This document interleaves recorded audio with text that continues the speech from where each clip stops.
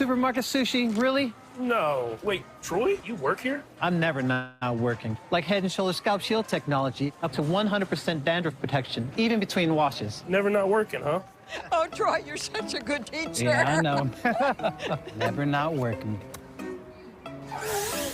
Never not working. Never, ever not working. Are you serious? Never not working. Dandruff protection that's never not working. Head & Shoulders Scalp Shield technology.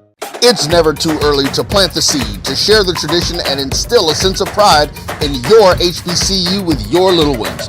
HBCU Pride and Joy Children's Boutique helps you share your school spirit with a wide selection of adorable kids' apparel and accessories officially licensed from your favorite HBCU.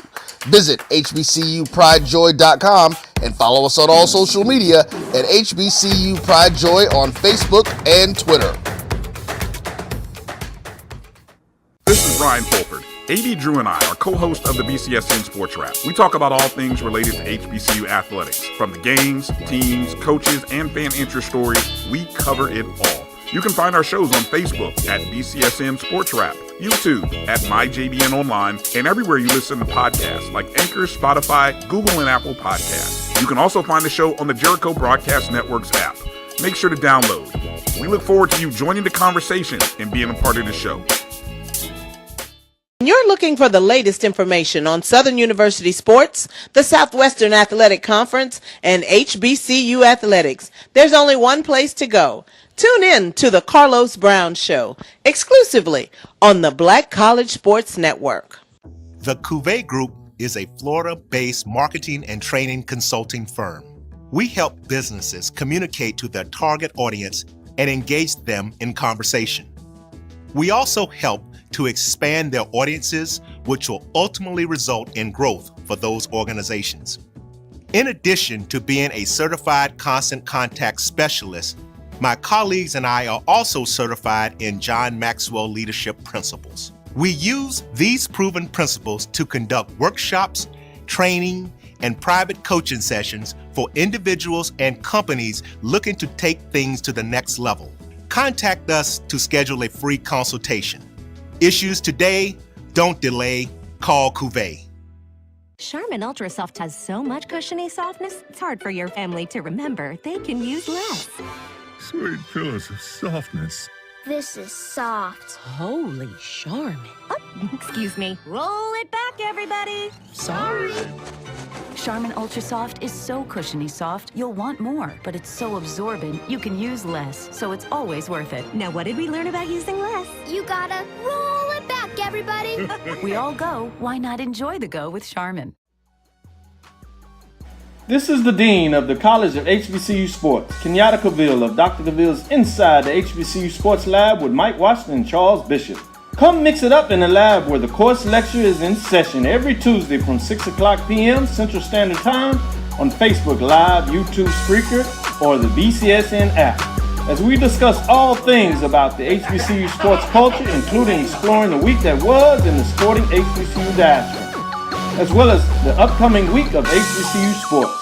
With me, the Dean, the College of HBCU Sports, on Dr. Cavill's Inside the HBCU Sports Lab with Mike Washington and Charles Bishop. Course lecture dismissed.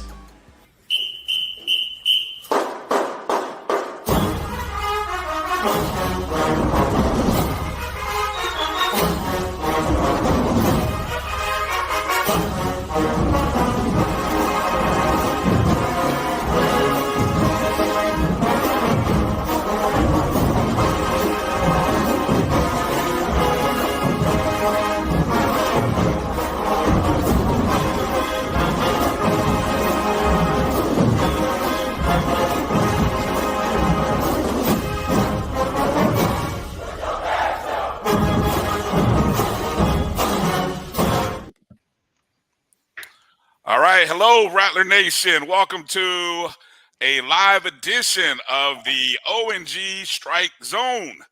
Right here, I'm Brian Fulford. That's Kelvin Rozier and Marcus Green.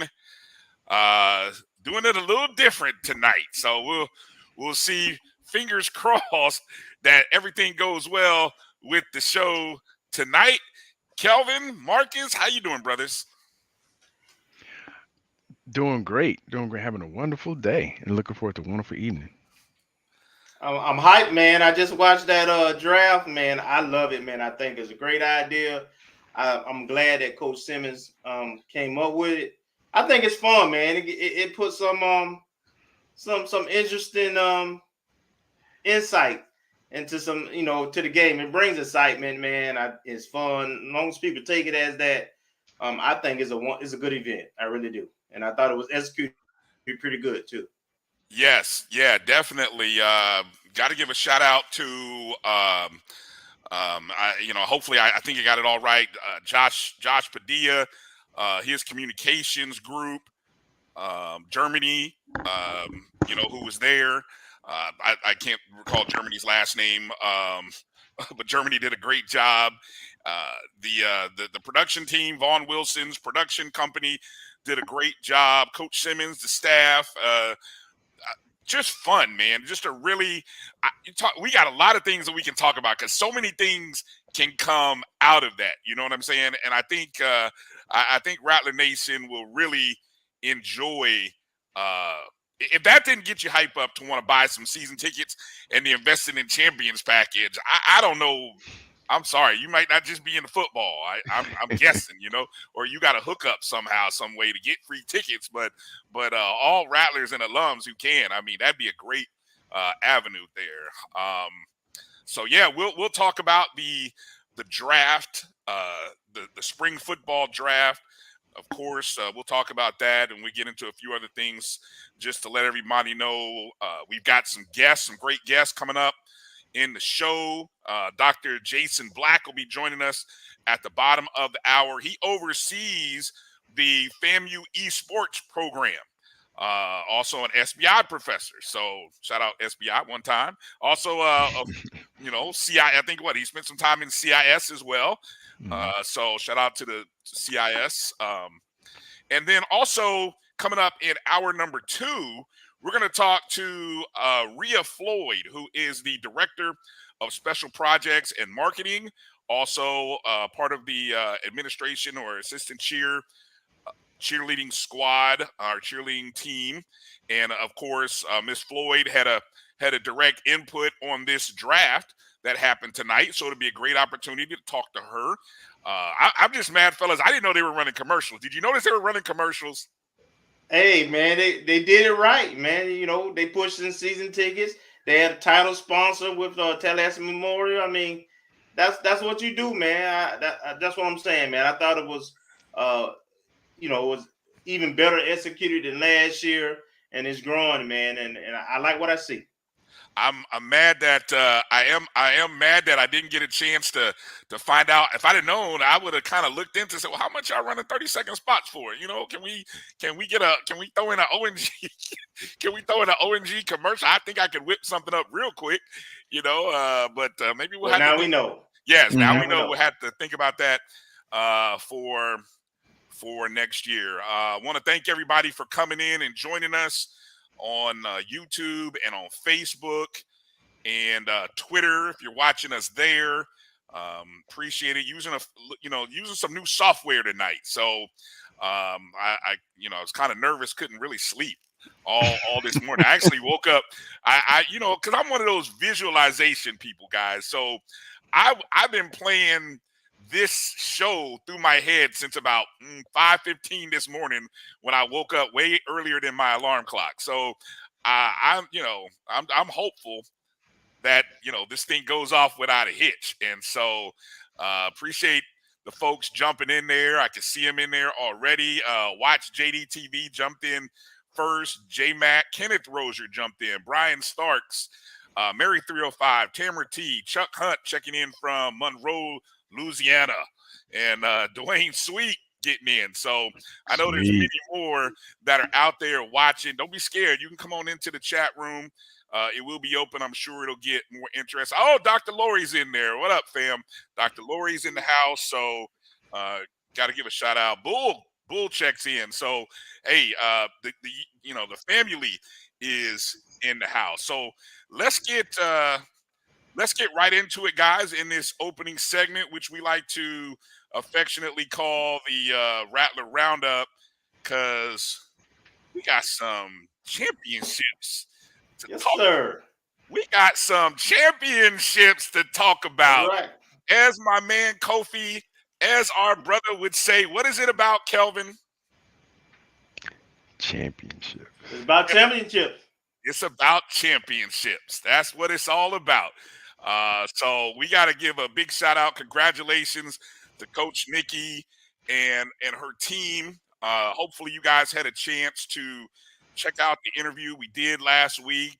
Just kind of a really great conversation with Coach Nikki leading into that contest, and of course they went out and handled business against Prairie View, winning 4-0, doing what they do. And in doing a little research, guys, a couple of interesting things came up. One, this is the first FAMU regular season title since I was on the yard. That's how long. Women. Okay, thank you. Let me clarify. Yeah. Yes. Okay, women's. I did forget. Even though we don't have a men's program, we did have a men's tennis program. But in terms of women, it's the first conference title since we were in the MEAC and won in 1997. We also won in 91, 88, and 87. And I think they didn't start competing on the women's side until about 85 or 86. So, we jumped out and won some titles very early in those years. And it's also kind of interesting to note in the SWAC, going unbeaten is not new because they're in doing kind of a little back research. It's almost like mandatory. You if you're going to win the regular season, you have to go unbeaten, because I think of the last 5 years, 4 to 5 years, the regular season champion went unbeaten. I mean, there was 1 year, I think last year or the year before, where they went tied. So, Kelvin, what's your thoughts here on our women's tennis team getting the dub and bringing the trophy home? Celebrate good times. Come on. It's a celebration, man. Coach Talk came on the show, and we asked about not losing focus and so forth, because this is a young team and you're handling business, and they dominated. I'm looking at the scores of these matches. I mean, not even close. Not even close. No, it wasn't. They were. You could tell they were focused, and like Coach said, they hadn't done anything. They hadn't finished anything yet. They hadn't got no hardware. So now they finished the regular season in the conference undefeated, and that's something to be celebrated.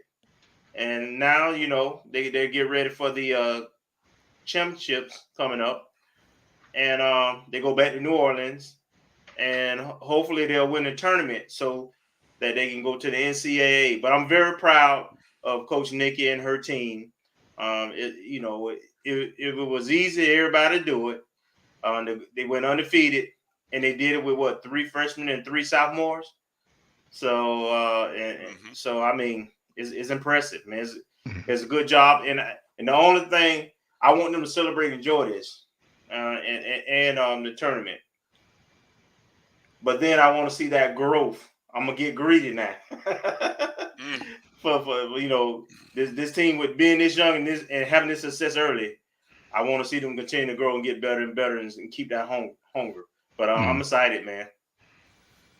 Yeah, what's your thoughts, Marcus? Well, I think it bodes well for the future, and I think Coach Nikki mentioned last week they only have one, I believe, graduate student on the roster. So, in terms of all of this being accomplished by underclassmen, and if we can get another talented player or another talented student athlete to fill in for the grad student, then it just keeps the pipeline going. So, I'm proud of that, and I think we mentioned it last week that the spring sports are just doing it big. So it's just continuing on, and you can see a championship trajectory for a lot of the teams, whether they're on the cusp or they've been close within years past, and it's just boding well for our second year in the SWAC. So I'm excited overall for the program.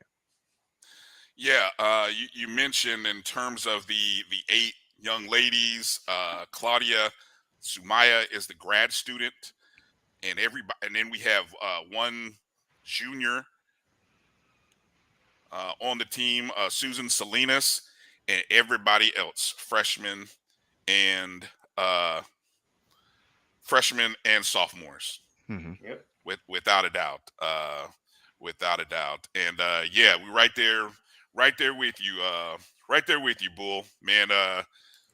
I'm telling you, my man Kofi would have enjoyed this one. He would have enjoyed this one, man. I feel like that's sort of the sun shining on all of this. You know what I'm saying? I mean, Kofi was a tennis guy, and he was very cautiously optimistic early on, and then they just kept winning, and you could kind of see that sheepish smile on his face a little bit. The couple of times I mentioned it, I just kind of ribbed him. I'm like, Kofi, you're gonna have to give these ladies some love. He was like, yeah, they doing it.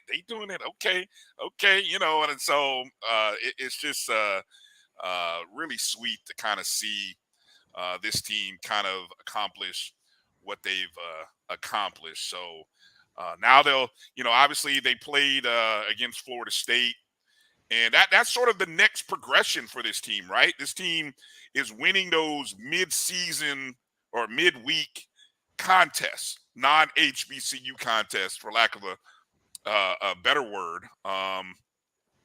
Because I think overall the record is like 9-12, and so that's obviously 12 matches that they've lost. But hey, you win the SWAC, and you get a chance to go to the NCAAs, and then for a young team, it just continues to build confidence, right?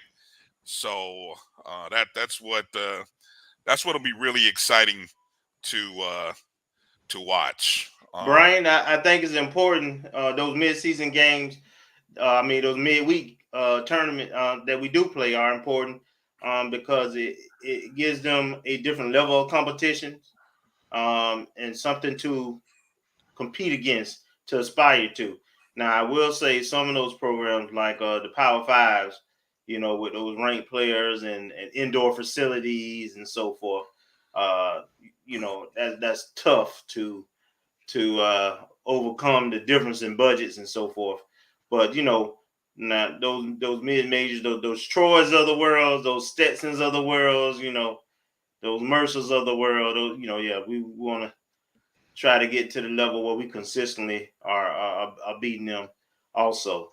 So we just got to continue to support the program, number one, and our mantra: do more and more. Yeah, there it is. I mean, that's what it's all about. Doing more with more.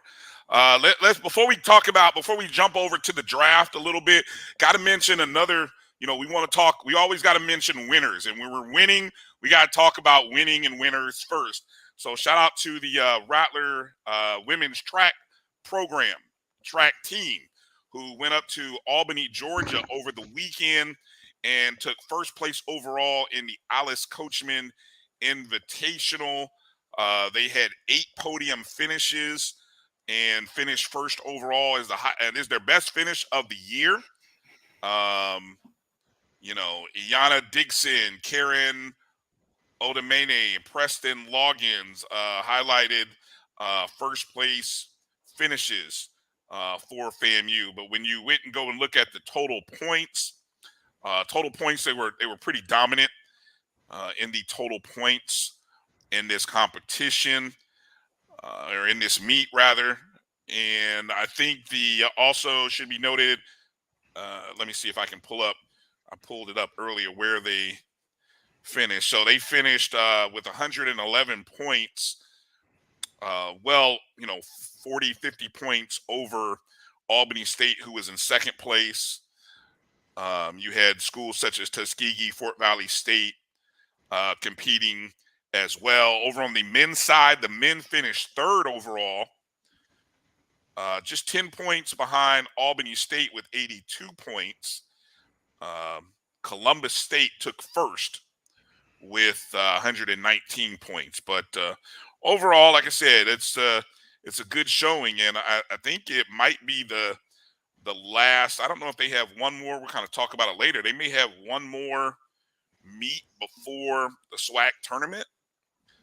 But Good job by the women's track. Anything you guys want to jump in there and add on track? No, other than to say that they anytime you can get a victory, that's a good thing. That's positive. We want to encourage that. I mean, new coach, new teams. You still building, obviously. That particular tournament was more D2 squad. Have some place in, but yeah, Will Gainesville, uh, and then go to Jacksonville on the 28th. Okay. All right. So that's what's up. All right. So let's get into talking a little bit about that draft, that football draft, while we have some time, and of course, Commissioner Willie Simmons was doing his thing up there at the podium, and again, we'll get a chance to talk to Rhea Floyd in the second hour about how all this came together. But an outstanding job here. And so, Kelvin, we had a chance to kind of break down some, or at least pay attention to some of the top selections. And so, as we look at, just in case you guys missed the top 10. Now, again, you have an orange and a green. Obviously, once somebody gets the first overall pick, and then it kind of goes two picks, almost like a snake draft kind of thing. So, the number one overall pick. Now, did you see the poll by Coach Simmons earlier in the day? Did you guys happen to vote on it? Did you vote on it? I did. Yep. Okay, so I believe the poll was he put Jeremy Musa, Isaiah Major, Kamari Stevens, and other. I believe. I would have got the pot. I would have got the money because that's who I chose number one. You chose Stevens. Marcus, did you see the poll? Did you vote on the poll? I did, and I picked Musa. You picked Musa. Yeah, I thought they were going to go quarterback. Yeah, I was torn back and forth. I was thinking, okay, is it going to be Musa or Major? And then I'm like, nah, you don't really pick. If you're going to build, you usually don't pick a linebacker. So maybe it's Stevens as a defensive end. But I'm a bit surprised. But I think Musa, if I recall, Coach Simmons. Hold on, let me see if I can actually. I think I just had Coach Simmons's Twitter feed up a second ago. Mm-hmm. I think it was like 60-something% of the people who voted had picked Musa. Yeah, and then the next was Major. Isaiah. Yeah, I'm going right here. I'm looking at Coach Simmons's feed here. Yes, 60.3% chose Musa, 27.4% chose Isaiah Major, only 5.5%, which means technically other came in slightly ahead of Kamari Stevens. What does that tell you guys? Hey, look, I trust the coach. Nothing. No, nothing. You say nothing. We drank the Kool-Aid. We drank the Kool-Aid of the NFL draft. Picking a quarterback first. Yeah, it's the sensitive pick. The quarterback, everybody know the quarterback. But if you listen to both GMs of the Orange and Green team, which was LaTroy and Ray Matthews, you could see the strategy right up front, and they were pretty transparent about their strategy in building their rosters. And particularly the Orange team, which Ray was the GM for, and they had they actually had the offensive coordinator, the O-line coach. They had some offensive guys on that side, but the defensive coordinator, I think, was over there, and they really were all about the line of scrimmage, and that's what they were. and they were consistent with how I think they went through like 26 picks live, Yeah, 26 or 28. Yeah. And they were consistent. They stuck with physicality, and they didn't take quarterback to like what teams. Fan polls are fan polls. It's a popularity contest. I did take away some things. I'm gonna let y'all guys get in first, but I did take away some things with the strategy and some of the names. Marcus, I'll let you jump in. What are some of your thoughts here as you look at the top 10, the strategy, any tells or anything that obviously we know this is all talk, but any tells? I think there might be some things worth talking about. But what do you got? I did not see the full draft, but just looking at the top 10, if I'm looking at the top 6, and other than Jeremy Musa getting picked, it seems like they're almost reacting. I wouldn't say there's a strategy to it, but almost a reaction pick. I mean, Kamari Stevens goes number 1 for the Orange. So, okay, so you got to get an offensive line for the Green to block him. If the Green gets Isaiah Major, if the Green team gets Major, then okay, you get another offensive line or get an offensive lineman to handle him. And then Jordan Moore and Jeremy Musa don't necessarily pair up. But just looking at it from that standpoint, I mean, you can see they went a lot heavy on lines on both sides. The first running back wasn't chosen until the 10th pick. And ironically enough, it's the team that probably, Gabriel's on the offensive line, but it looks like there were 2 offensive line taken by the Orange team, but yet they didn't draft a quarterback. I mean, running back. So it looks like some of them were, I would assume, talent based as well, based on showing in camp, but also reactions to the previous pick.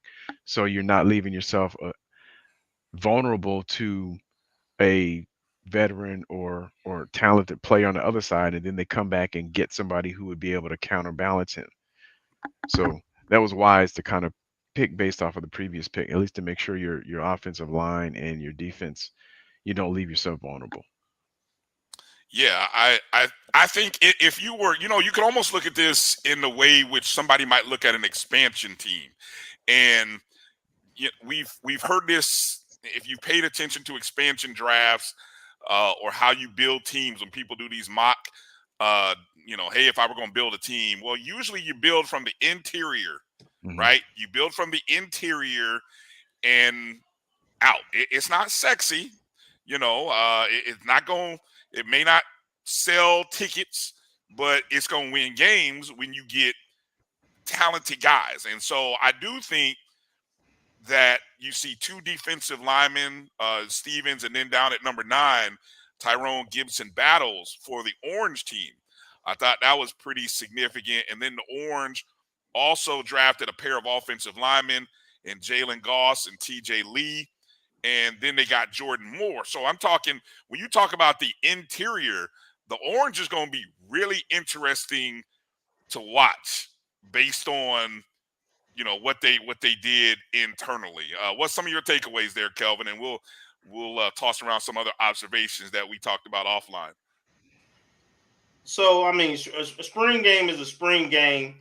Obviously, the coaches, I think, took it very seriously and tried to balance, like you say, combination of talent and who's shown during the spring. And they did have some commentary on the players when they selected them, and the players were able to come and say a few words too.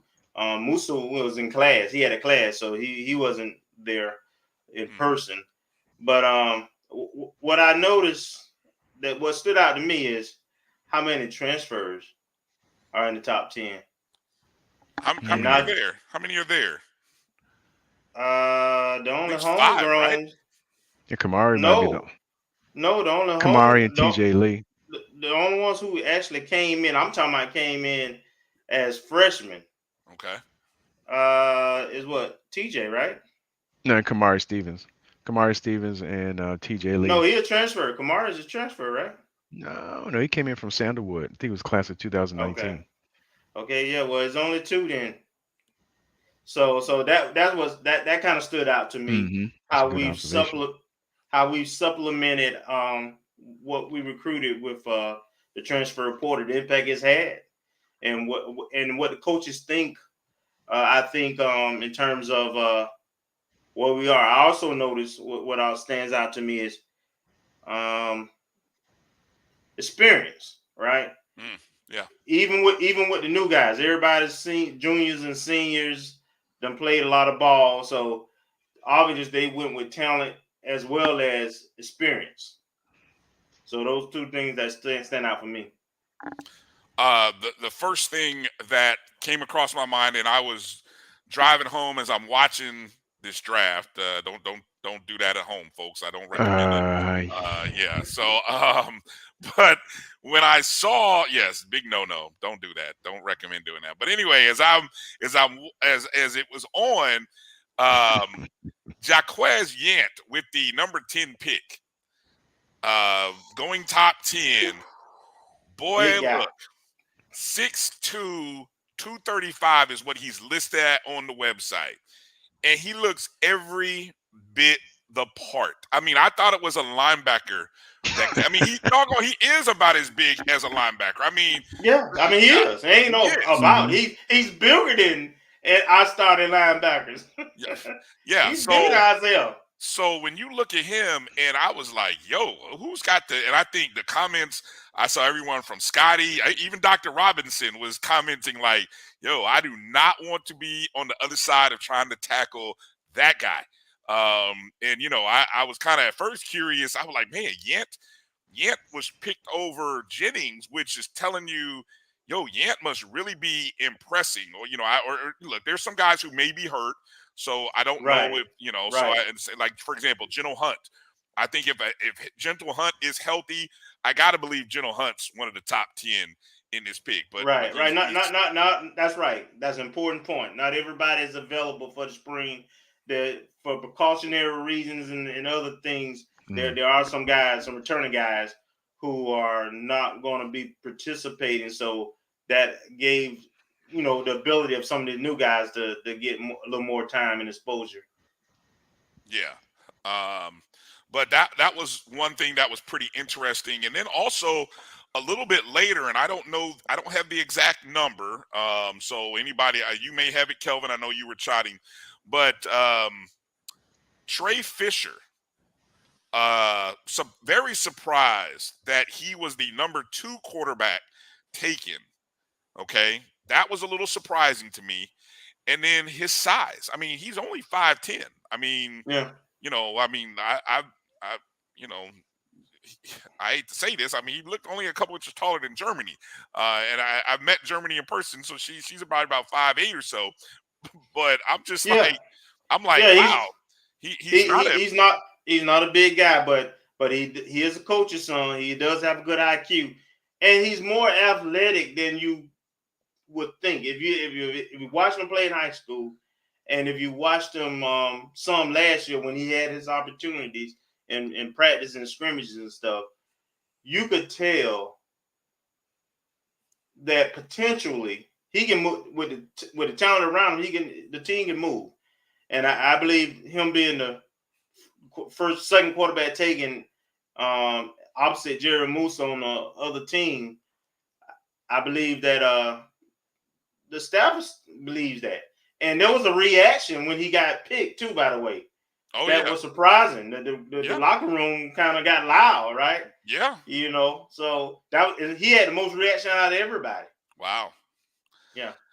Yeah, so that's good. We'll break down a little bit more. Hopefully sometime this evening while we're doing our show, the full rosters will be released. We heard Coach Simmons say, I think they ended the draft at about 7:30, so they were going to finish putting the rosters together. Obviously, they wanted to balance out things so that you didn't have an overload. So they probably had one of those situations where you can only just select the max number. Once you hit a max, it switches over. So we'll kind of, if that gets released during the show, we'll kind of hopefully break that down. But it will be available tonight to view. And then obviously don't forget the orange and green game is tomorrow. I believe it's 2 o'clock. Saturday. I'm sorry, Saturday. I'm already ready to get on the road and get to Tallahassee.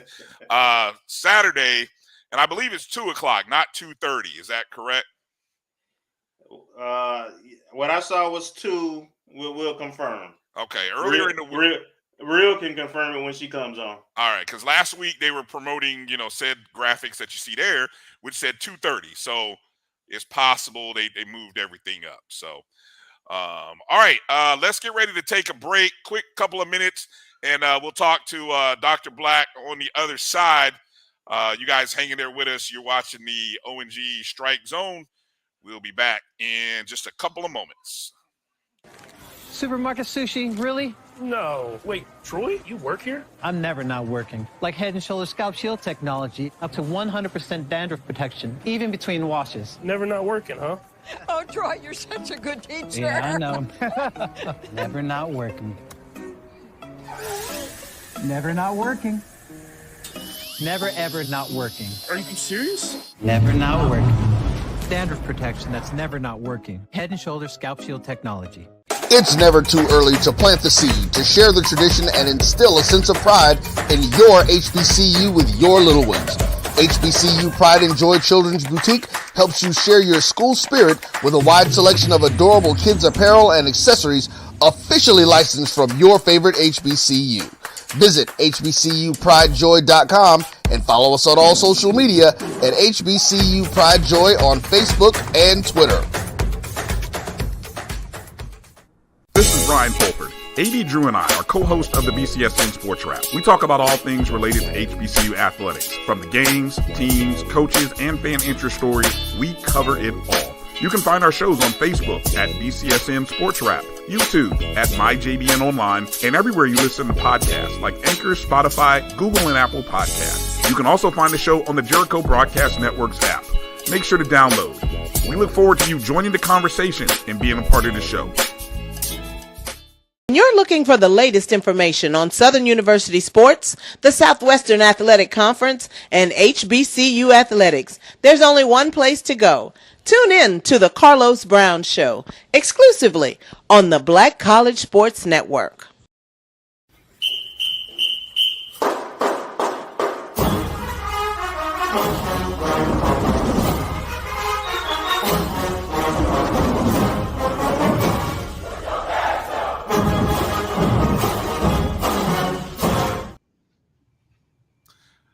All right, welcome back to the O&G Strike Zone. Brian, Kelvin, Marcus, it's a pleasure to be joined by Dr. Jason Black, who is the advisor, or maybe you want to say coach, of the FAMU Esports program. He's also an associate professor, information systems and operations management. I was paid to make sure I said all that correctly. Dr. Black also teaches in my beloved SBI. How you doing tonight, Doc? Hey, I'm good. Glad to be here. All right. I hope I got all the credentials right. That was perfect. Yeah, you are a man of many talents, and I in doing the research, I was like, man, holy cow! How did I not run into Dr. Black when I was on the yard? I mean, but I guess I would have had to been over in the CIS building. So I had a few friends that made that trek down the hill a little bit past SBI there. Down in the dungeon, as we called it. Well, yeah, okay, yeah. I'm not gonna lie, yeah, you might be a little right. But hey, we appreciate you coming on. And why don't you give us a little background on how you got involved in with the FAMU Esports program, because esports has really grown in the past few years, almost to the point where it is a part of athletic programs. I mean, the SWAC actually, has embraced it. Universities are embracing it along with their athletics. So give us a little background to get us going. Yeah. So essentially, to give all credit where credit is due, the video game club, which is what I'm the advisor of, was actually started by some students. So several years ago, back in 2010 or so, when I was teaching in the computer and information systems department here at FAMU, I started teaching a game design track. We had a lot of students that were really excited about learning how to get into the field. And this was prior to esports really being a thing. But several of those students were interested in trying to get careers in the space. And so they approached me 2012, 2013, and asked, would I be willing to be the advisor of the club? I told them yes, but only if we could do more than just play, right? So we want to make sure that students are learning skills and they're also getting professional development so that they can obtain jobs in the workforce in the game design area. And this is, not necessarily a path that hasn't been blazed before. We have a couple of graduates from CIS who are actually working in the industry. One of them is Benjamin Johnson, who is a local Tallahassee native, but he is also one of the lead developers of Grand Theft Auto. So he has been working with Rockstar Entertainment for over a decade now. And so he kind of led the path that we were trying to give the opportunity for other students to follow. So we started the club in 2013. It's grown now to well close to 40, 50 members. Over 150 members have come through the club over time. Once students graduate, we keep them in the network. So while we have had the club up and running, esports became a thing that actually happened. So now we've transitioned into having members of our club also participate in many of the esports tournaments that are happening throughout the country, some of them even internationally. You already mentioned the SWAC has an esports league, but also the MEAC. So we started participating in the MEAC esports league before FAMU switched over to the SWAC. When FAMU switched, the MEAC was like, please don't let us go. I mean, please don't leave because we need you all here. So we actually participate in both leagues right now, as well as the HBCU Esports League, which is a nationwide esports league that consists of 40 to 50 HBCUs that are working in this space. So it's a lot going on in the field, as you mentioned. Yep. This is actually a huge revenue-making industry. I think last year the revenue, the total revenue of the esports industry was about $6 billion. And they're expecting that number to be even higher than that by 2025. And so there are people all over the country, all over the world that are participating, making money. In fact, there are teams that have revenue value of $200 and $300 million as a team. So there's a lot of money out there, but we're trying to not only get students to get access to that money, but to also learn the skills that they can acquire to be competitive in the industry. Wow. Go ahead, Kelvin. So, Doc, I know that the NCAA has been talking about making esports an actual athletic sport. Right. And I know that there's a lot of sponsorships out there going into that. How involved are you with that part of it? And how if someone wants to participate, how do you recruit people to be a part of your program just in general and in the esports side of it specifically? Yeah, that's a great question. So if we talk about the sponsorship side of things first, just the revenue that has come in 2022 from sponsors is about $8 billion.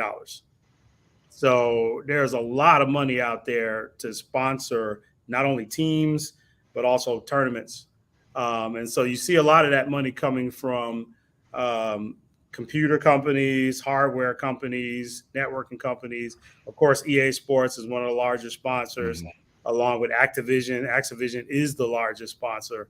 But then you also have your soft drink companies and fast food companies. And, there's basically everybody is in the space. So to kind of address your question about tournaments and getting connected with the NCAA, there's kind of been a love-hate relationship between NCAA and esports. If you go back, let's say 2015 or so, there was a controversy, as you probably remember, when Ed O'Bannon from UCLA was suing the NCAA for his name, image, likeness, which is what led to what we have now with NIL. NCAA was pretty aggressively fighting that. And as a result, they got rid of a lot of their NCAA games. So there used to be NCAA college football, NCAA college basketball. They took those off the shelf because they didn't want to pay players, right? So now, though, because of the money in the esports world, NCAA wants part of that money. So they have begun to collaborate with esports and esports companies, esports sponsors again, and you're starting to see a relationship happen. You're starting to see some of these games even coming back on the shelf. In fact, they're bringing back NCAA college football, I think, next year. But one of the things that we also saw this year was, and actually last year as well, particularly the MEAC, they aligned the MEAC basketball tournament with the MEAC esports tournament. So students got to travel to the basketball tournament in March. And while the tournament was going on, there was a corresponding esports NBA 2K tournament going on at the same time. And so the winners of that tournament got to come out at halftime and be recognized by the NCAA, the MEAC and the NCAA. So it was a really big thing and a really big opportunity for those students. To address the question about getting involved. So we're basically a campus organization. So we have interest meetings and we invite students to come out. All they have to do to apply is fill out an application, give us a statement of why they want to be in the club, and also get a reference from pretty much anyone. And as long as they remain active in the club, they're able to use our resources, which is our gaming lab that you see me sitting in right now. This is thanks to Dr. Friday Stroud, the dean of the School of Business and Industry, who has allowed us to utilize this space in SBI. But the university is also working now through EIT, the Enterprise Information Technology Office. They're working to actually build a campus-wide esports lab that's much bigger than this. Awesome. That'll be accessible to the entire campus. Right now, this lab is only open for members of the club, but the campus-wide lab is going to be up on the main part. When we were in school, what we called the set. It's going to be up there. Oh, the set. The cafeteria used to be. That's where we're going to be putting the new lab. So we're looking forward to that. We're in some conversations with that. Some of you may know Keisha Walker, who is former FAMU Fireball. She pretty much did everything when she was here. But she actually started an organization called Black Collegiate Gaming Association, BGCA, and or BCGA, and she is working with FAMU to help to get some funding, get some sponsors for that lab, also get some games and resources donated from Sony and Microsoft. So they're working now to try to build that out, hopefully by next year. So we're looking forward to seeing that happen on campus as well. All right. Well, we used to dream about bringing those Madden games up to the set and just take over those TV rooms. Well, we used to dream about that. Right, exactly. Yeah, wow. Good job. Nice. Marcus, go ahead. Yes, actually, Dr. Black kind of took one of my questions. I was going to ask you what interactions Keisha Walker has had, because I actually caught an old episode of his FAMU Today on Sirius XM. I think it was from last November or so, and she brought down a couple of companies. So I was going to ask you that. But I guess one question to kind of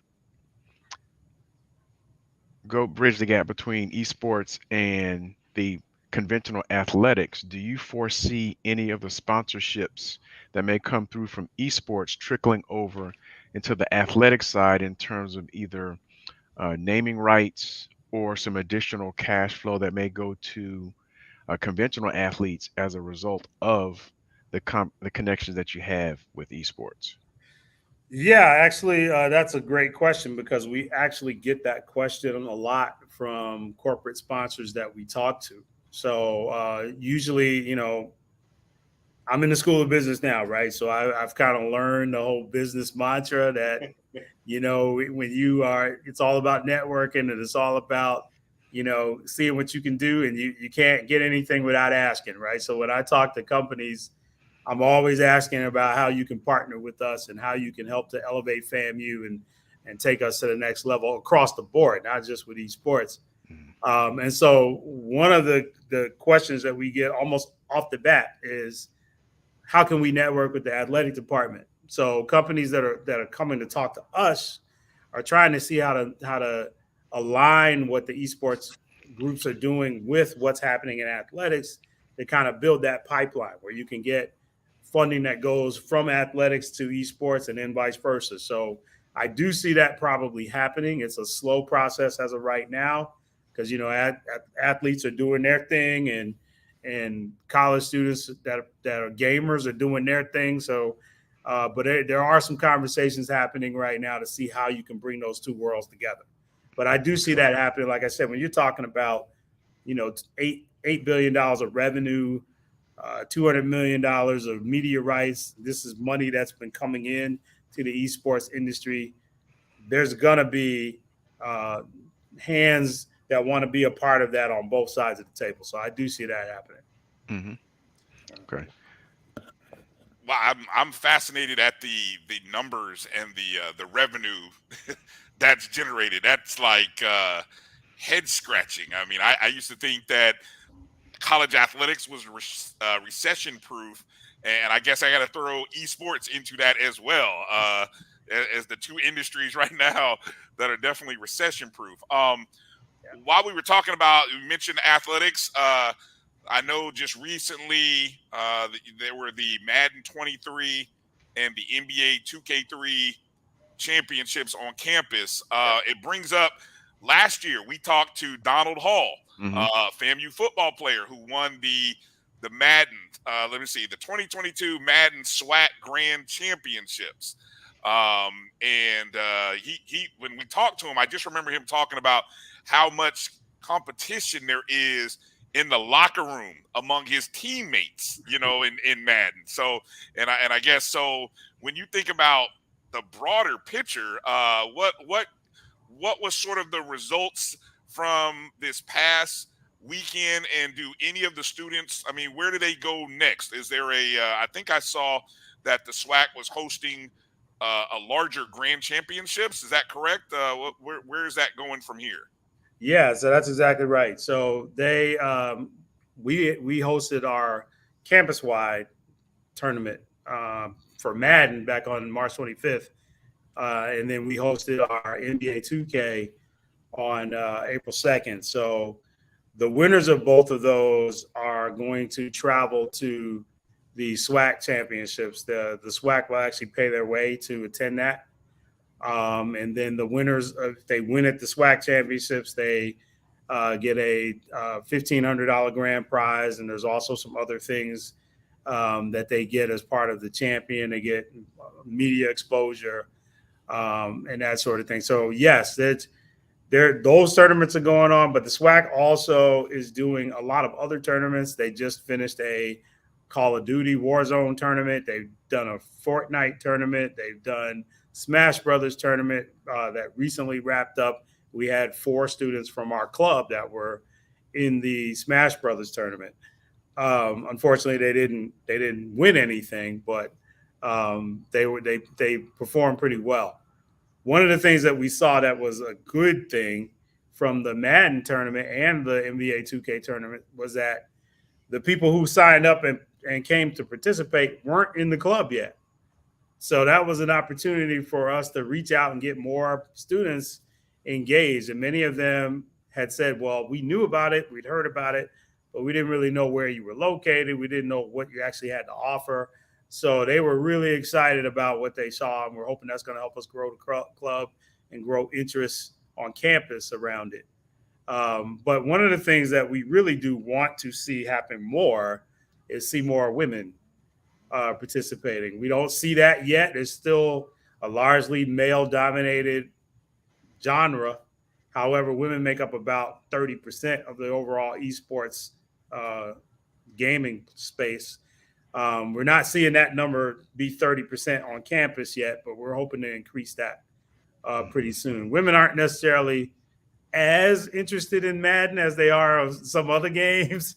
But that's a whole nother discussion. I actually do some research in the gaming space, and we talk a lot about biases and stereotypes and how that keeps young women, especially, but also African American students, that how it keeps them from wanting to go into that space. We talk about ways to overcome that. And but yeah, so we are starting to see some women starting to engage and join the club much more frequently than before, and we're hoping that number is going to grow even more. All right. Go ahead, Kelvin. Well, Doc, I know you didn't come on here to do this, and you came to talk about the program, not yourself. But I'm gonna make you talk about yourself because I've known you a long time, and I Yes, know sir. you've been involved with STEM and a Yes. lot of research stuff, and you're a legacy guy. So, Doc, go ahead and tell the people, because you know how family is. We want to know who we dealing with. So just talk about your background, Doc. Sure. So my parents are Rattlers, right? They actually met here on campus back in 1950 something. I'm not going to say when, but it was a long time ago. And they actually got married here on campus. They married on graduation day. They walked from Gaither Gym, which is where graduation was, and then they walked into the basement of McGuinn Hall and got married, and wanted to do that so all their friends could attend the wedding. My family moved to New York, so I was born in New York. I came back with my mom in the late 70s, early 80s, attended FAMU High School. That's where me and Kelvin know each other from.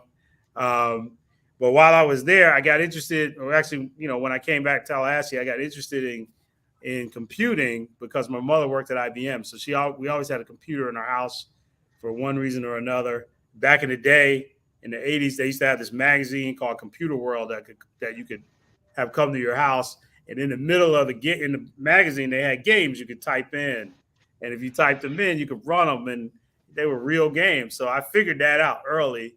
And so then I would charge my friends to come over to my house and play my game every afternoon. And I made pretty good amount of money doing that. That was our first job, was doing that. But that led me to go into computer science. So I majored in computer science here at FAMU. Under Dr. Humphreys recruited me to come to FAMU, gave me a Life Gets Better scholarship, which was a great opportunity. You got to get your fees paid, and you also got an internship every summer, starting your freshman year, prior to your freshman year. So I actually was working at research labs as an 18-year-old out in Washington State. And one of the labs I worked at did a lot of work with graphics, which got me further interested in game design. So I've kind of always been interested in that space for many, many, many years. But what made me want to come back and be a professor was when I went to get my master's at Georgia Tech. I was focusing primarily on software engineering, and noticed, however, that there was only one African-American professor in the entire department at Georgia Tech. And shortly after I got there, he left. So there were no Black professors, no women professors in the department. And I noticed that was a challenge for a lot of us who were in the department as students, because we didn't have role models, we didn't have mentors that we could really talk to. So that inspired me to go ahead and get my PhD. I wasn't even thinking about doing that before I got to Georgia Tech, but then I shifted gears, came back to Tallahassee, started working full-time on campus, running STEM programs. So I'm heavily interested in STEM education and getting students engaged in STEM. Working on my PhD at the same time, got my PhD, and then I started working in grants and primarily grants to get high school students exposed to STEM. So we do a lot in that space. We run a couple of summer programs. I work with a couple of other people that were from my high school, Tiffany Ardley and Clayton Clark. They all three of us graduated from FAMU High. We reunited, wrote a grant. So we've been running this STEM grant for high school kids since 2013, which is it's about a $4 million project. We've been really, really excited about that. So I use that to also combine the gaming stuff that I do to get students excited about tech and careers in tech. And so that's really my passion, is really just trying to pave the way for the next group of people that look like me to come into the field and really make a difference, because you're not going to get a full exposure of what the world is all about until you bring diversity into that space. So I'm extremely passionate about doing that. So thank you, Doc, and I'm really proud of you and Clayton and Tiff and all the baby rattlers. Y'all make us look good. Appreciate it, man. Thank you. Man, if I had a kid, I may have to send my kid to FAMU DRS. All these FAMU DRS, FAMU high folks I done met through this show. I'll tell you what. Excellence with Karen. If you move to Tallahassee, how are you sending your kid anywhere else? Maybe I'm a little biased, but man. Yeah, that's what I'm wondering. That's exactly right. Same question. Marcus, before we close the segment, did you have anything you wanted to finish or ask Doc? I did. I'll try to make it quick because I know we're running up against it. I mean, going way back, even back when we were in the day, we're all Humphreys Rattlers. We used to, maybe the formative years of the video game club, playing 4th and Inches if you had a Commodore 64, or even the first iteration of Madden. But I wanted to ask, where do you see the future of this going? Because I did see where a former NFL player, I think it's Andrew Hawkins, started a VR or created a VR NFL game. Yeah. And where do you see that going? Do you see, with the loosening of the reins with the NCAA, that there may be an NCAA version of that? And I guess to kind of tie to it, is there any correlation between what you're doing now and the recent announcement of FAMU getting $5 million to help to upgrade the technological exposure and access for the South Side? Yeah, so I'll be real quick. VR is the future. So that is probably where all the gaming world is going to go. You already see it with Oculus and the different headsets that you wear. That is where gaming is heading. Actually, I was at Georgia Tech recently visiting with some students, and they were demoing a suit that you could wear. It's like a full body suit, and you can play a video game like a football game and feel actually impacts of people trying to tackle you as you are playing the game with this VR headset on. So that's probably where we're moving towards, these what they call fully immersive gaming environments. That is the future, at least the immediate future. Where they go beyond that, it's just up to your imagination, but the world is open because technology is so powerful right now. As it relates to that grant that you're talking about, yes, part of that grant will fund the video game lab that I was referring to. Another initiative that's a part of that grant is to do some K through 12 education outreach. And part of my participation in that program is to work with students through the gaming space to get them excited about gaming and technology, so that we can get kids on the South Side of Tallahassee primarily, but just in lower income neighborhoods, period, in Tallahassee, get them excited about careers in STEM and going to college, majoring in STEM, and going after that money that's out there for all of us. So, all right. Well, thank you, Doc. Yes. Hey, Doc, I want to give you a chance to let people know how they can reach out to you, and maybe if there are any summer programs. I know we have a lot of Rattlers that might have some students or some kids, whether it be in Tallahassee. Maybe they want to send their kid to Tallahassee for the summer.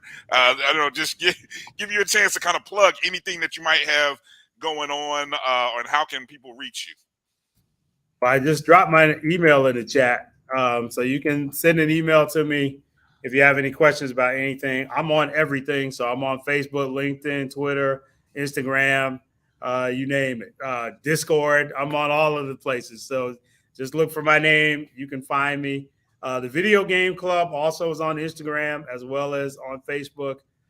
So we're out there too. We have some videos of some of the things that we've done.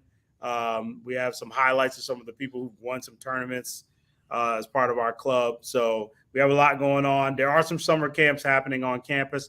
My STEM camp that I was talking about, we're actually closed. We just closed applications 2 weeks ago, but there are other camps that are happening on campus. I also run a business camp in July. That's a virtual camp for students who want to learn how to run a business, and that's from 3rd grade to 12th grade. So that is still open.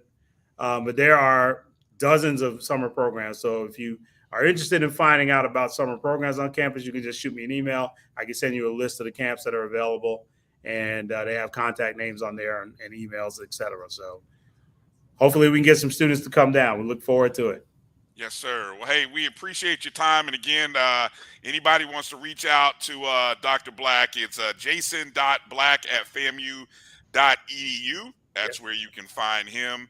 And then, of course, all those social media pages. And look out for the FAMU Esports team. And we'll see if we can bring home another championship like what Donald brought home in a sport. So, it's looking pretty good. The guy who was competing in our Madden tournament, I think he won every round by an average of 25 points. So he's pretty good.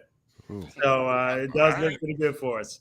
We may have to have him on. We might have to go 2 for 2. If he wins the title, we got a spot for him. That's right. So let him know. We got a spot for him right here on the O&G. We'll go 2 for 2 with celebrating. That's what we do. We want to celebrate as many champions and championships as we can get. So we appreciate your time tonight, Dr. Black, and all the best to you and everybody in the esports program and the video game club.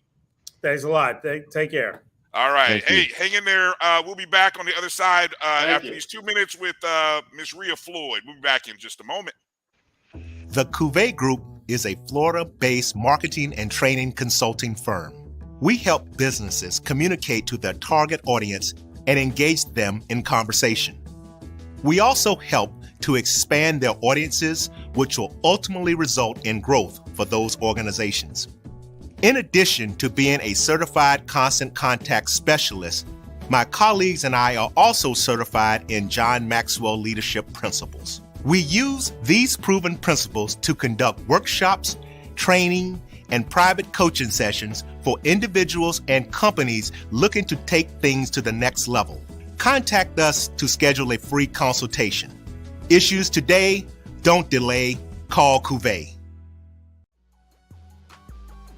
This is the Dean of the College of HBCU Sports, Kenyatta Cavill of Dr. Cavill's Inside the HBCU Sports Lab with Mike Washington and Charles Bishop. Come mix it up in the lab where the course lecture is in session every Tuesday from 6 o'clock p.m. Central Standard Time on Facebook Live, YouTube Spreaker, or the BCSN app, as we discuss all things about the HBCU sports culture, including exploring the week that was in the sporting HBCU diaspora, as well as the upcoming week of HBCU sports. With me, the Dean, the College of HBCU Sports, on Dr. Cavill's Inside the HBCU Sports Lab with Mike Washington and Charles Bishop. Course lecture dismissed. From novice to aficionado, find yourself here. High quality cigars plus personal customer service. Slow Burn is Waco's only mobile cigar lounge, featuring a meticulous, curated collection of premium cigars. Visit our website, www.slowburnwaco.com. That's www.slowburnwaco.com.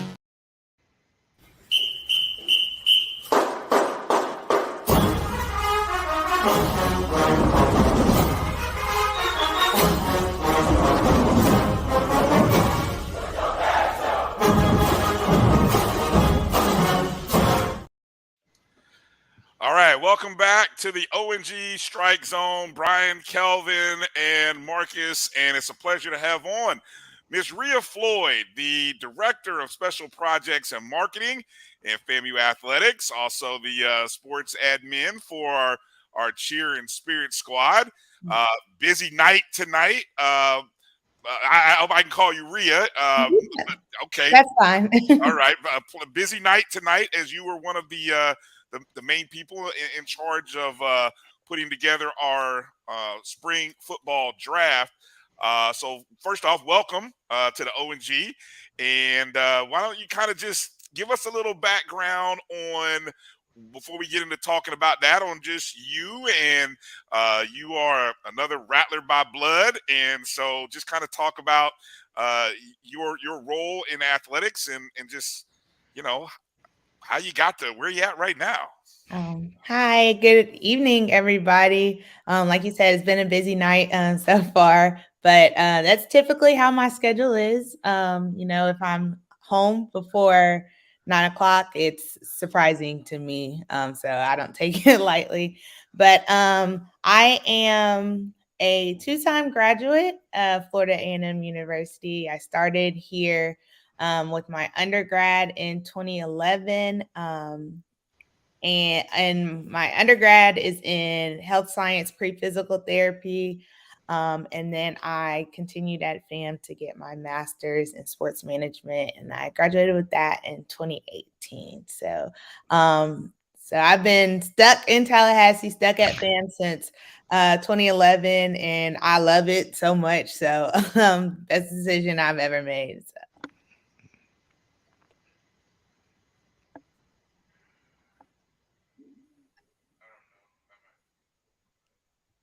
I'm sorry, I was on mute. Sorry, I was saying where were you from? Where what brought you to Tallahassee and FAMU? Yeah. So I'm from Gulfport, Mississippi. So I born and raised in the SWAC. So I was definitely a SWAC baby growing up. Honestly, in high school, knew nothing about the MEAC. Knew nothing about the MEAC. It came my senior year, and Brandy Tatum, who she works at the FAMU Foundation, is also the head cheerleading coach. She invited me down for homecoming one year because at the time I was trying to find out. I knew I wanted to go to school to cheer, so I was trying to find out like which cheerleading squad that I wanted to experience. Growing up, all I knew was like PWI cheerleading squads, and I knew about HBCUs because, like I said, I was a SWAC baby. So Jackson State was like number one on my list. Southern was on my list as well. But I came to homecoming in 2010 and got sold automatically. It was no turning back. It was a wrap. That's all it takes. It was a wrap. There was no turning back from homecoming 2010. Nice. Kelvin, go ahead. So you cheered at FAMU, and you've been working with the cheerleaders since. A really big thing just happened recently with competition. But I want you to talk about not only the last tournament, but just how cheerleading has grown since the time you came to now, in terms of not just as a sport at FAMU, but participation in the national tournaments and so forth. Because we've won MEAC championships and stuff like that. But just kind of talk about the sport of cheerleading and how it's grown over the last 10 years. Okay. So the sport of cheerleading has grown tremendously over the past 10 years. And I think one big push that has helped that's the sport of cheerleading grow is the Netflix show Cheer. A lot of young generation cheerleaders growing up, the little babies, even like I work with the high schools sometime, and the high school kids, they watch the Netflix show Cheer. So on the Netflix show Cheer, the first season highlights one big program, Navarro Community College out of Corsicana, Texas. So it highlights their journey throughout the year, and their big competition that they go to is NCAA Nationals. NCAA Nationals is held every year in April in Daytona Beach, Florida. So seeing their evolution from the tryout process, how they practice, how they prepare for competition, really like zones into what cheerleading is all about. Because not only do you have to worry about competition at the end of the semester, you also have to worry about football games, basketball games, and then being a student, so going to class, taking tests, exams. So watching that sport just elevate from, most people look at it and be like, oh, it's just a cheerleader. They cheer at football games, they cheer at basketball games, they don't do anything else. But then to see the evolution of it to the competition side of things just brings it to a whole nother level. It was funny because we had somebody attend our practice last week when we were preparing to go to nationals, and she was just like, Oh wow. I feel like I'm watching a Bring It On movie because that's the behind the scenes stuff that you get when we're preparing for competition. NCAA nationals. Granted, like Mr. Roger said before, it was just all about the MEAC competition when we were in MEAC. But now all of those teams from the MEAC, from the SWAC, we've had NAIA teams at competition, like they've opened it up and brought in the horizon so big for any and every cheerleading team to come and be a part of. And they have different categories. So if you don't think that you can go in and do like one full-blown routine, and you think you can do like a spirit rally or just even if you want to do partner stunt, there's different categories that you can go in. So it's open to everybody. So yeah, those has evolved tremendously. All right, the follow up. Just talk about the tournament. I mean, what our team participated in, okay. and your thoughts on how we did. I know we brought some hardware back with us. Yes, sir. Okay, so we this past week we participated in the NCAA, so the National Cheerleading Association College National Championship.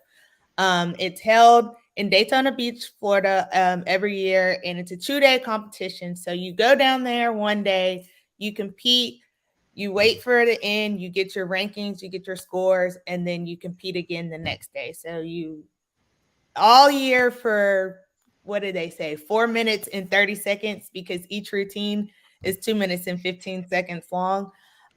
So you go down there and you compete. And then, of course, this year we were grateful to walk away with 3rd place in our division.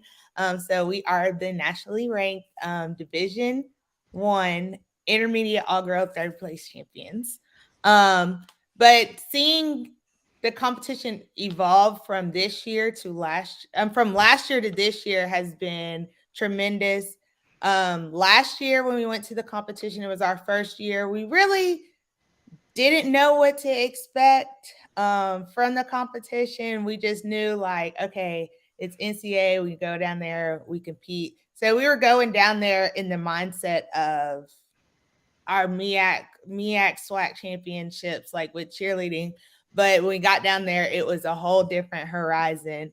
But one good thing that I can say that has been brought out of the competition, last year when we competed, there was only 4 HBCUs that competed.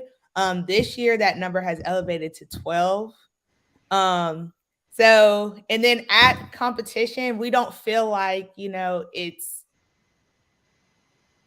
our team versus, granted, even though it is our team versus everybody else's team, we feel like it's HBCUs versus everybody. One thing that we started last year, every time the HBCUs went on the stage, we were all zoned into the computer, like crowded around, watching and supporting the HBCUs, because we are outnumbered at the competition. Mm-hmm.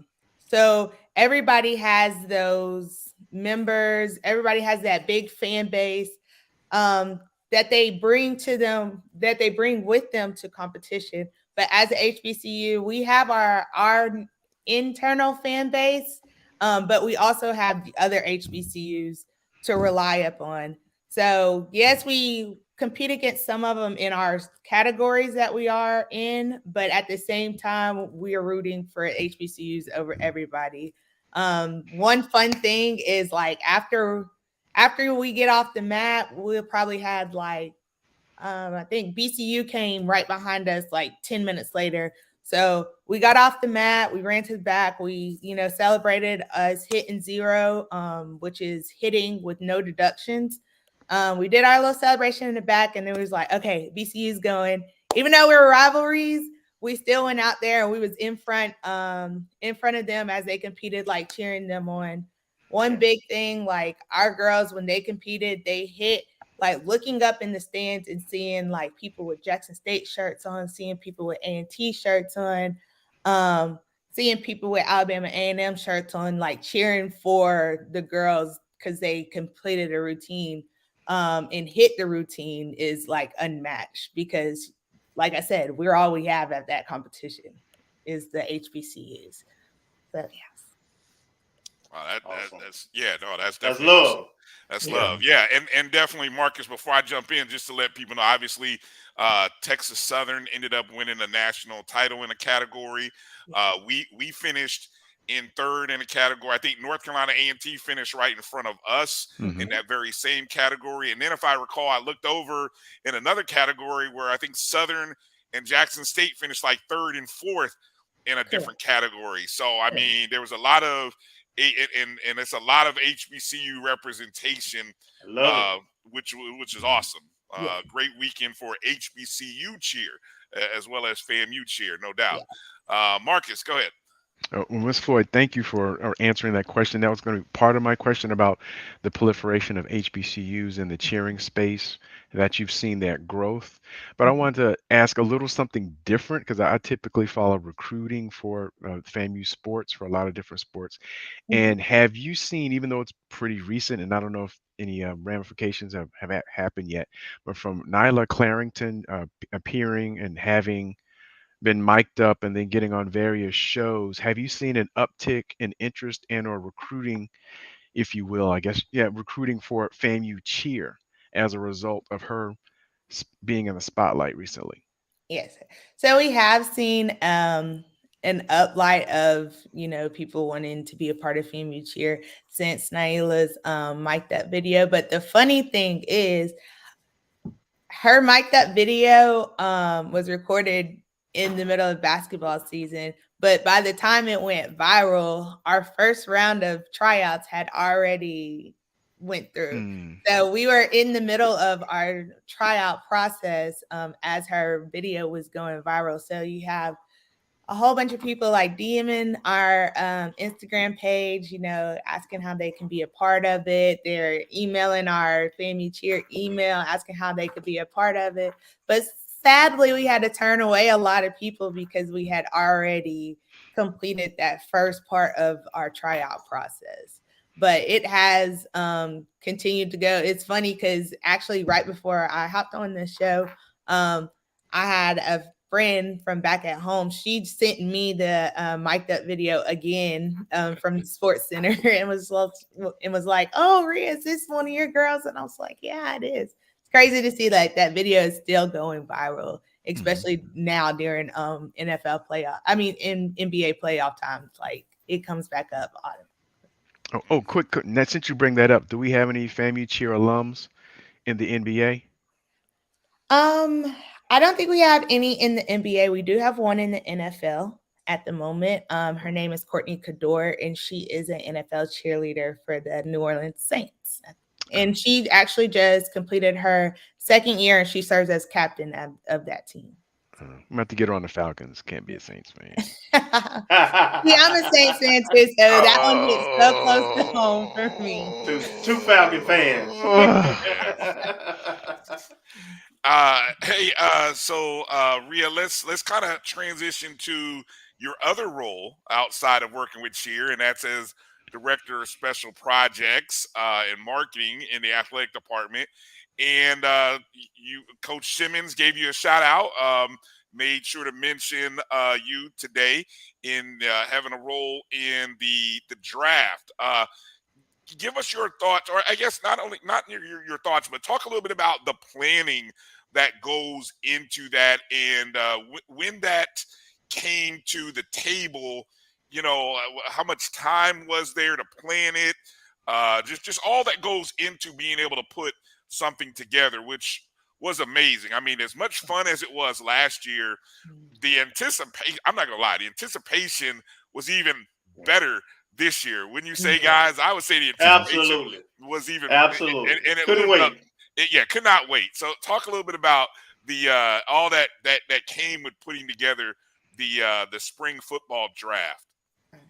So the spring football draft, I can honestly say, like, all kudos, all hands, all praise goes to Mr. Vaughn Wilson and his team, and also our director of digital strategies and communications, Josh Padilla.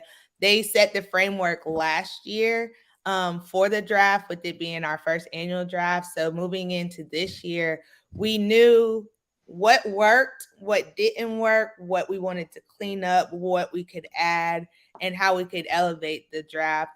We met briefly after one of our spring football meetings, our spring football huddle meetings that we have with our director of football operations, just to get a plan together. So then we were meeting real quick just to talk about ideas, and then we called Mr. Vaughn. He was just like, yeah, I'm free now. Like, I'll hop up. So we all, myself, Josh Padilla, LaTroy Johnson, and Mr. Vaughn Wilson, we all hopped on the Zoom, and we talked for about 30 minutes on basically how to elevate it, how to have the flow going this year, what we could do to make it a seamless process. Even while we were on the Zoom, Coach Simmons hopped in LaTroy's office, and he hopped on the Zoom. So all 5 of us, we all put our heads together to develop a plan to make this really an exciting moment for this year. The planning, getting the videos together, the commercials together. We knew that we had like a sponsor that was trying to tie in to the draft and the spring game this year, Tallahassee Memorial Hospital. They're now Tallahassee Memorial Healthcare. They wanted to tap in this year, so they were able to send videos to add for commercials. We got OBC videos to add for commercials. Josh and his team pulled together that interview with Coach Simmons for the Investing in Champions commercial, and also with Dr. Robinson. So we came together, drafted up a plan, drafted up a script, and we kind of went through the script. We met that initial meeting about 2 weeks ago for that. And then from there, we started pulling everything together. We met like one more time today before the draft, and everything ended up working out as planned. So we were very excited with the production that got put on today. And it's so funny because we were talking, because while the draft is going on, I have my phone out. I'm reading like the comments. I'm, engaging with like Coach Simmons, because he's like, okay, what are they saying now? Like, just trying to tell them kind of how the comment section is feeling. And I made a joke with Mr. Vaughn. I was just like, the people said they love it, but they said next year they want to do it in person. So they want to see the draft happen in person. And it's so funny because he was just like, every year they come out with like something different that we could do to elevate this draft. So who knows? Next year it might be in person. I know we had to put it in Gaither and just put it in Gaither and just have a crowd there. You know what I'm saying? Just do something. I don't know. But no, that was fun. Yeah, it was good to see. What were some of the I mean, you mentioned obviously the commercials as one of the new things in the packaging.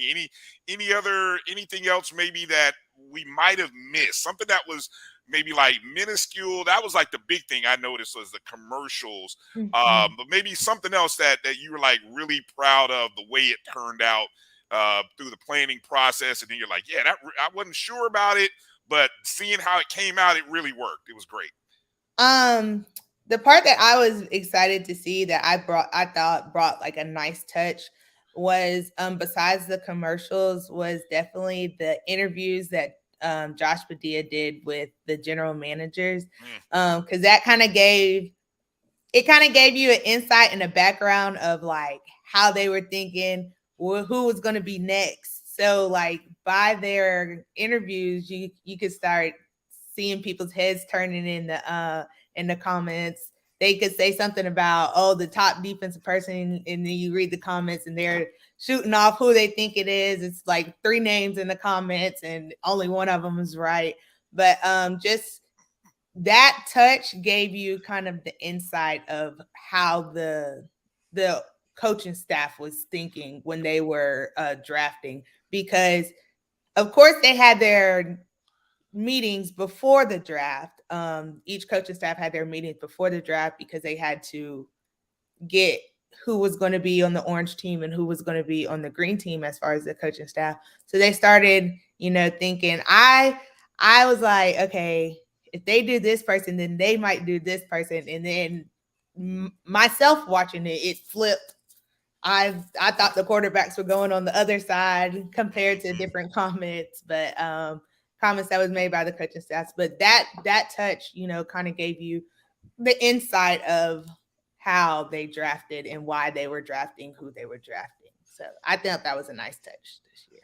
Nice. What else we got, Kelvin? Real talk about your 5th and 6th and 7th job you do within athletics, right? Holy cow, man! A small department. We have to do a lot of different things. I see at baseball, softball, football, basketball. So just kind of talk about the other part of your job that you do in terms of game and fan engagement, that kind of stuff. Yeah. So I like to say my real job, marketing and fan engagement portion, over really kind of the game flow of how all games are ran, heavy on the operations side of things. Like you said, we are a small department, so I am a department of one. But I have been grateful to have help from other areas now. I have my supervisor, Mr. Breon Hagens. He's in, so he's been helping a lot with the brainstorming process. And also within my area, I have been so fortunate to, all credit goes to my assistant from the fall semester, Miss Kaya Cudjoe. She was the brains behind doing our internship program. So she came.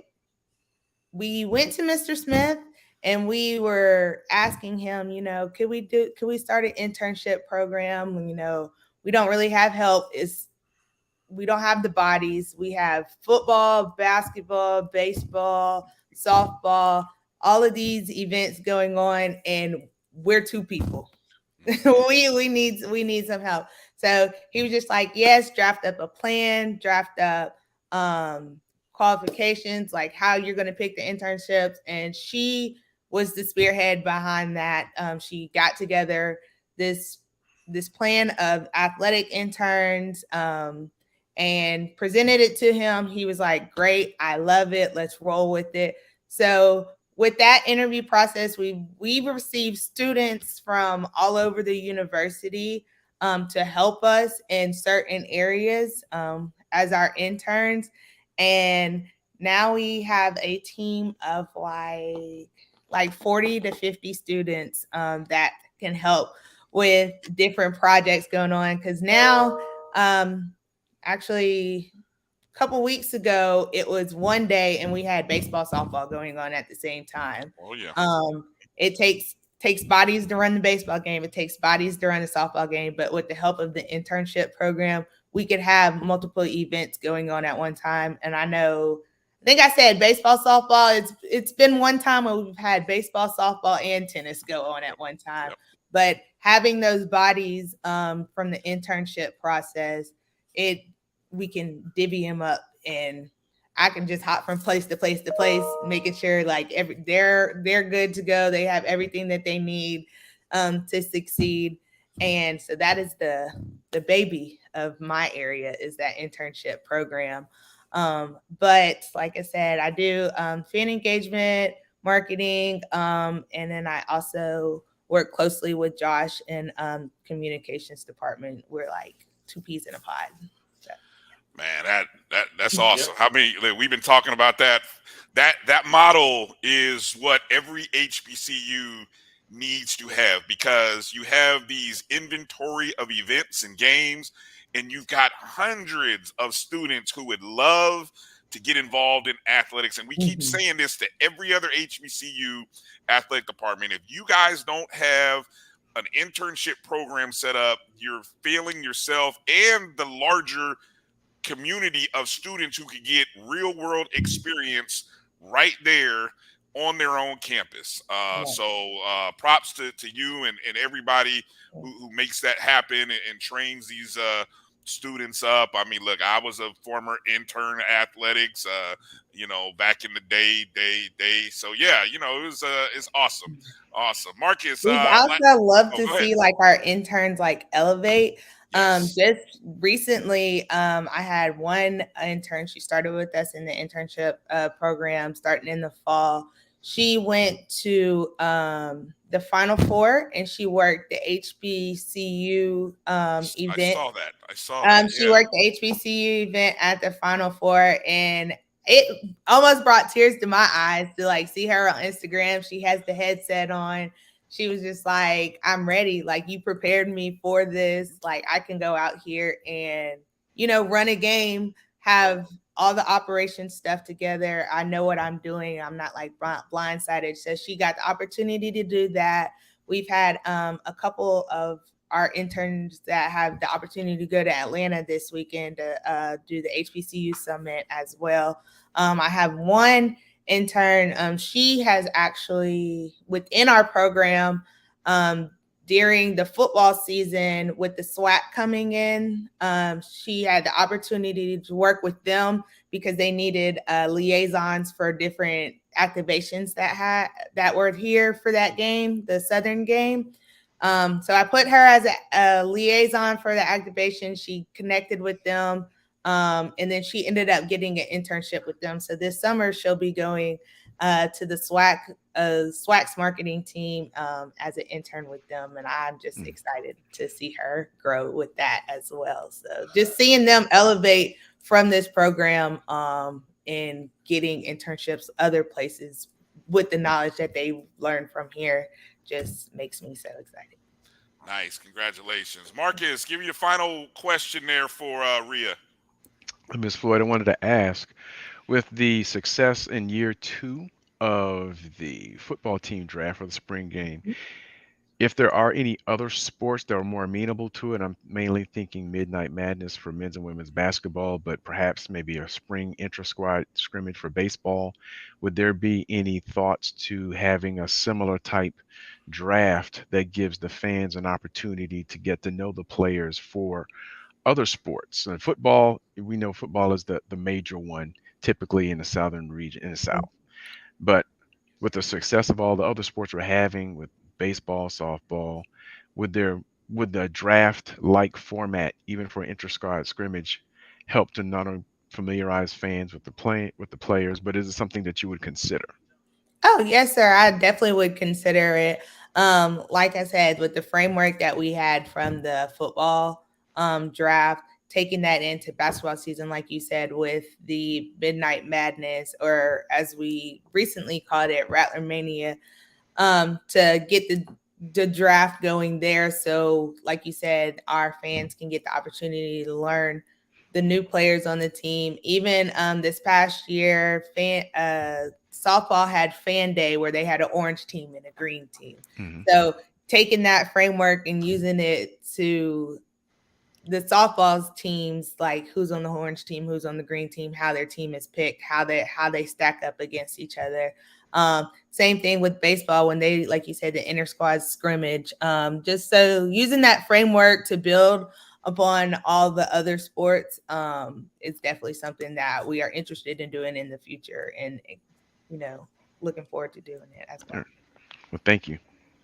All right. Hey, Rhea, I know it's been a long day, long night. We appreciate you hanging in this late with us.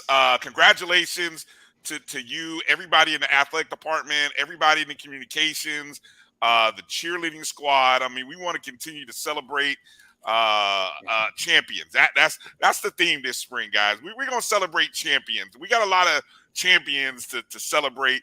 So congratulations. I want to give you the last word. Any shout outs you want to give, any plugs, social media, anything you want to let Rattler Nation know about, please. The floor is yours.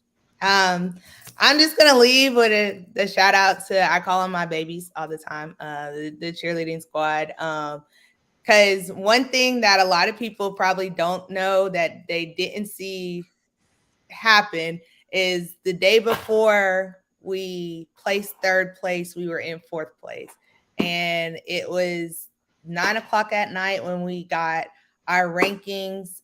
We got our score sheets, and the girls, we went out there 9:00 at night, 9 to about 10:30, 11 o'clock on the beach in a piece of grass. We reworked elements of the routine to help us elevate to that third place position.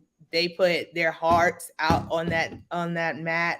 I can say we were if we weren't the only one, then we were probably one of 2 or 3 HBCUs that went out there and hit a perfect routine with 0 deductions on both days. So definitely shout out to them. So proud of them. I couldn't be happier for them. Hey, that's awesome. Well, again, congratulations to you. Congratulations to the cheerleading squad. And again, we really enjoyed the draft. And so now we look forward to a great spring game, and hopefully, it should be really fun to kind of see. Pray that everybody stays healthy, and then we get a chance. Oh yeah, please go ahead. Just one more thing with the draft. One more thing that I think next year will probably tune into a little bit more. I know reading the comments, we missed out on the reaction from the guys in the locker rooms because I don't think there was a camera in the locker rooms this year. But I think the funniest camera view that had to happen at the draft is the coaches' war rooms. To see the coaches in the war rooms and to hear them cheering, yelling, clapping. If there was a mic in there to hear what they were saying, I think that would have been top notch right there. So yes, shout out to everybody that was involved in putting on the draft as well. All right. Any social media plugs you want to give out, Rhea? Y'all can follow me on Twitter. My Twitter name is, I'll put it in the chat, but it's at Rhea R5ESYA. All right. Well, again, thank you for your time tonight. Congratulations. We appreciate it. And keep us informed. Any projects that come along, give us a shout. Let us know so that we can publicize it. We do everything we can to keep Rattler Nation abreast of everything, just like all the great people up in the athletics department. So thank you again. All right. Have a good night. Get some rest. You deserve it. Thank you. I sure will. Hopefully AD Sykes will let you kind of take the morning off, or at least till 11. Maybe she can get till 11. I don't know. I was gonna say, back on the ground. We got a spring game this weekend. If you haven't got your tickets, the tickets are on sale. Season tickets go on sale as well on Saturday. And if you have a little time between the spring game, we will also be doing we will be playing softball as well, because softball has their senior day on Saturday. So come out, support the softball team as they take on Alabama State, and also come out and support the football team. Woo. Busy day this weekend. Looking forward to being up in Tallahassee this weekend. Rattler Nation, come home for the spring homecoming, unofficial up this weekend in Tallahassee. Rhea Floyd, thank you for your time tonight. Everybody hang in there for a quick minute or two. We'll take a quick break, come back on the other side. You're watching the O&G StrikeZone. Thank y'all for having me. Supermarket sushi, really? No. Wait, Troy, you work here? I'm never not working. Like Head & Shoulders Scalp Shield technology, up to 100% dandruff protection, even between washes. Never not working, huh? Oh, Troy, you're such a good teacher. Yeah, I know. Never not working. Never not working. Never, ever not working. Are you serious? Never not working. Dandruff protection that's never not working. Head & Shoulders Scalp Shield technology. It's never too early to plant the seed, to share the tradition, and instill a sense of pride in your HBCU with your little ones.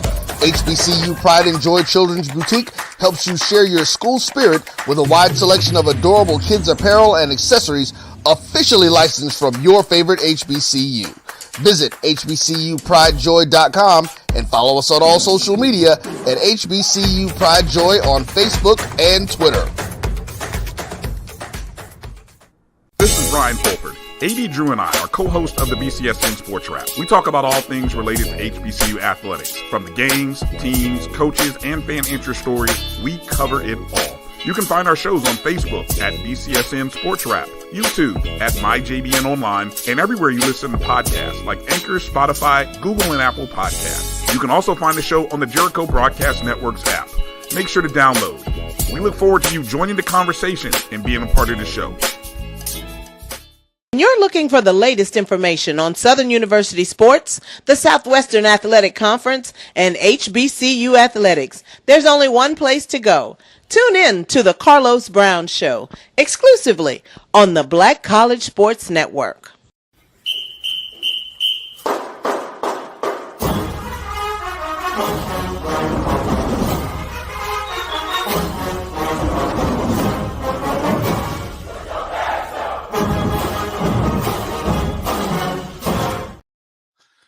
Wow, welcome back to the O&G StrikeZone. Brian, Kelvin, Marcus Green here. Wherever you're watching the show, please hit that thumbs up button. We appreciate all of the comments. You guys definitely for coming in and support. Shout out to Dr. Jason Black, as well as to Rhea Floyd as well. So wow, I love celebrating us. I love celebrating FAMU, like when excellence, especially when we doing that thing. Yes, and right now we got some people doing that thing, so I'm with you. Dog it, man. Yeah, a lot of great things, celebrating champions all the way around, man. That's awesome. All right, let's Marcus, we got some non-football recruiting information. I know you said you wanted to get into that. What do we have? Are you ready to roll with all of that? I am. I don't know. Can we I don't know, can I present? I can show, what we have on Google Drive with the different people. We can give it a test. Let me see. Let me figure out how to what yeah, do you have the ability to do that, or do you Yeah, see there's a present button down here. Try it. Hell, let's give it a shot. I mean, this is all new technology today, so slides, share screen. We're live. We live. Hey, you can't hit the end broadcast button, so I have that one. So everything else will just be kind of on the up and up. So we'll give it a shot here. Let me see. I don't have slides. I can share a screen, but I only have one monitor. So it's good with two. I don't know if it's going to share the same thing. Do you have the? So let me ask. Do you put it on a Google Drive? Because it is on Google Drive, and I think I shared it with you. You did share it with me. All right. Kelvin, talk about. Let's talk about some of the stuff that's upcoming while I try to figure out where Marcus has this information that he shared with me. While I try to find it real quick.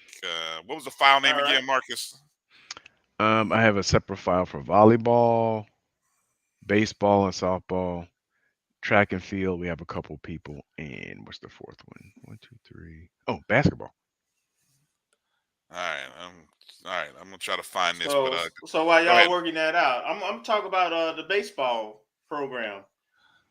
They got 2 out of 3 last week against Jackson State. They lost the first game on what was that, Thursday? And then they did a doubleheader, I believe, on Friday, and they won both of those games. So they won 2 out of 3. They did what they need to do. I'm checking the baseball because we were in a 3-way tie with both baseball and softball. Ashland was in a 3-way tie with Alabama State and Bethune-Cookman.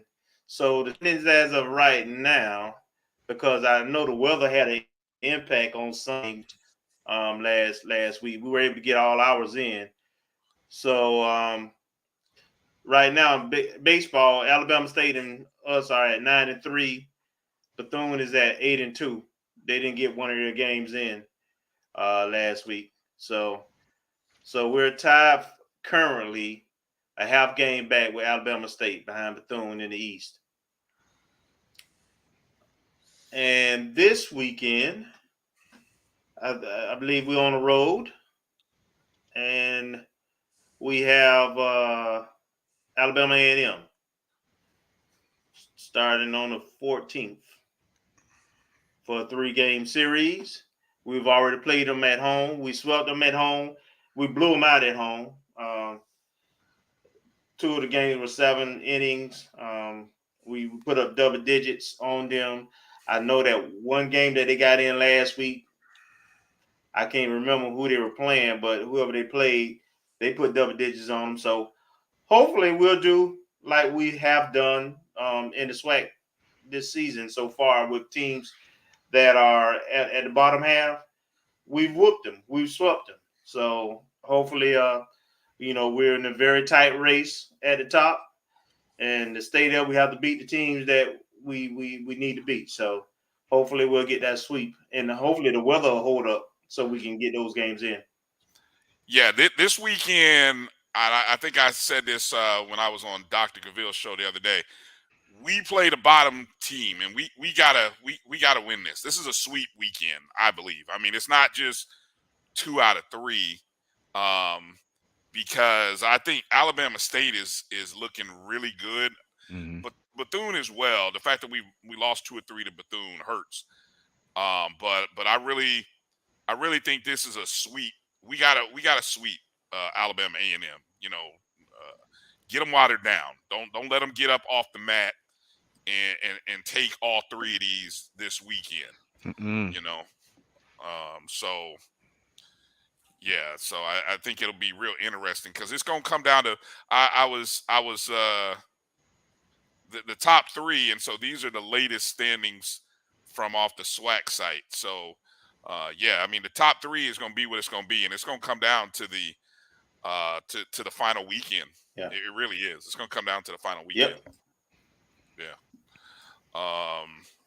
Did you mention softball? Because I've got the softball standings as well. Go ahead. No, I hadn't got there yet. All right, so these are the softball standings. So currently, as you can see in softball, we're now obviously we had the rain out against Alabama A&M, so we lost 3 games that didn't happen. So obviously that'll get made up later. But all the while that was happening, Alabama State, was winning. They won now 4 in a row. Bethune-Cookman was winning. So here it is this weekend. This is a big series against Alabama State. Did we lose 2 out of 3 to Alabama State previously when we went up there? We did.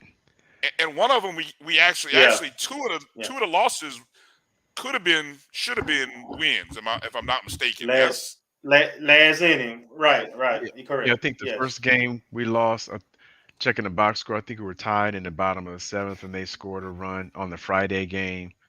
And I think we played, was it a doubleheader that Saturday? And we won the early game. In the late game, we had a lead. I think it was 5-0. Yep. They came back Yep. and took the 7-5 lead. And I think we scored a run, and we had somebody on base. Couldn't push anybody across in the top of the 7th. So we ended up losing by 1. Yes, that's correct. All right. All right. Anything else? Anything else you want to hit in there? And I do have the volleyball.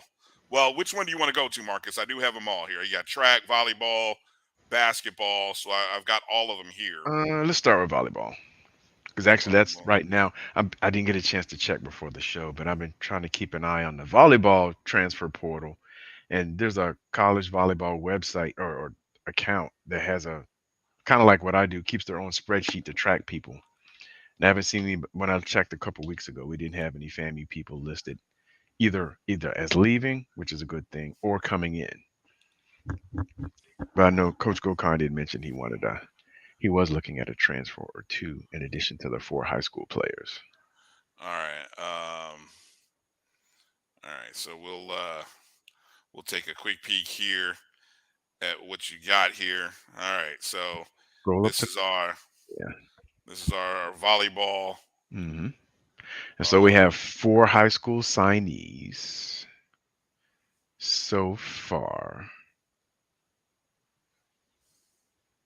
And so the first one,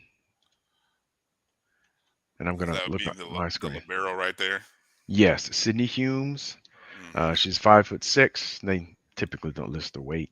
From Homewood, Alabama, and she has some accolades. She was voted the 2022 AL.com Super All-State Volleyball Team and part of their Birmingham All-Region team. And her team had a great record, and they made it to the second round of Class 6A for the North Super Regional. And on the season, she had 676 digs, 68 kills, 75 assists, and 75 aces. And this will be interesting just because I believe we have at least two liberos. And both of them transferred, I think, in 2021 and 2022. The young lady from Grambling came in Mm-hmm. last year, and the year before, um, a young lady transferred in. I don't want to say, I don't think it was Georgia Tech, but she came in from somewhere. So we have two liberos, and I think they still have eligibility left. So that'll be interesting to see how that plays out. The next young lady, Milana Thornton from Atlanta, and Coach Gokhan did mention we had two folks from Atlanta. There's another young lady later. She's a middle hitter at 6 feet. She played for Kennesaw Mountain, and her team made it to the first round of the playoffs last year in the state of Georgia in looks like Class 7A.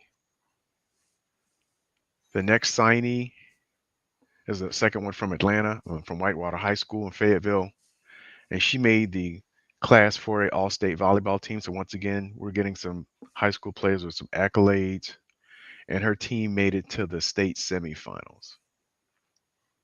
And actually, I believe there's a video of her during her signing day. And the last young lady, and I hope I pronounced her name right, Ayani Sanford. She could be an outside hitter, middle blocker, or opposite. And she's from Choctawhatchee High School in Fort Walton Beach. And her team went 23-6 and made the Class 5A FHSAA Class 5A regionals in the second round once again in the state of Florida. So we're loading up. I don't know if there's necessarily a position of need per se. I don't recall how many seniors we happen to have on volleyball. I think we're losing at least two. I thought we lost 6. Didn't we graduate 6? Or when if I recall the picture of Dominique and some of the Iram, I think we lost about. I feel like there were 5 or 6 in that photo. Okay. I know we lost a couple seniors, but I don't know the exact total number. But it looks like we're reloading. And Coach Gilcon's interview back in December, he did mention he was looking at a couple transfers, but we had 4 high school signees or commitments. We had 2 signees. I guess they all 4 signed, and it took a little digging to find the information. So we're reloading. All right. So I think. Oh, go ahead. Well, it's 9:55. I don't know if we want to go to the next one. Maybe we can save it for next week. We can do one. Oh no! Look, I'm producing tonight. It's on. We on B's time tonight. So, we got, what they say, we got time today. So we want to get it in. we can go ahead and get it in. We're not on anybody else's time. So I got track and field, and then you got me basketball on here. So. Let's try track and field. That'll be pretty straightforward. As far as I know, once again, this is based on folks publishing things themselves on Twitter or somewhere else. So once again, you see the socials at the bottom. If you find out any information, feel free to send it. But for track, the only two that I've come across so far, we did have a couple offers. There's an offer to a young man down in South Florida, but we have a signee from Georgia. Michael Simmons. Michael Simmons from Eastside High School in Covington, Georgia. And last year he was a state champion in the Class 5A 200 meters. So in the state championships there. So we're getting someone with some accolades in 200 meters from the state of Georgia. And recently, I want to say within the last week or so, I just came across this. I have a picture from courtesy of Allison from over on channel 27. Nia Coleman. So we have a local young lady from Florida High, and I believe she's cross country, from what I could tell. And she made the All Big Bend cross country first team for the Tallahassee Democrat. And I mean, she was picking them up and putting them down. And I'm looking at those times.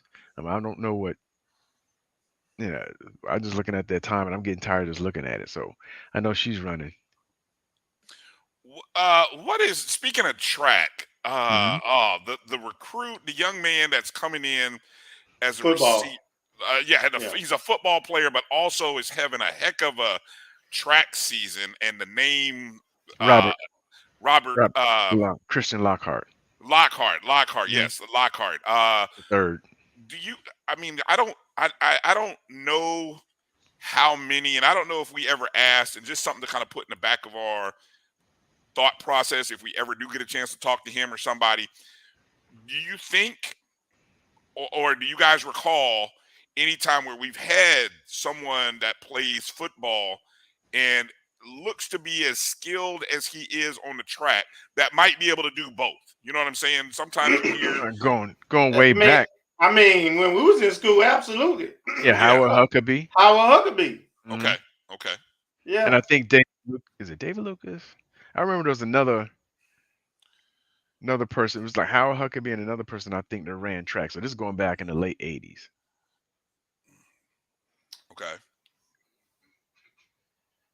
And I think there was one guy who's from my homeboy from Southwest DeKalb. He played, I want to say in the late, or like 2003. I want to say the late BJ years, maybe the early Reuben Carter years, Omari Crawford. But I think he stuck more with track than football. But I think he did both too. Okay.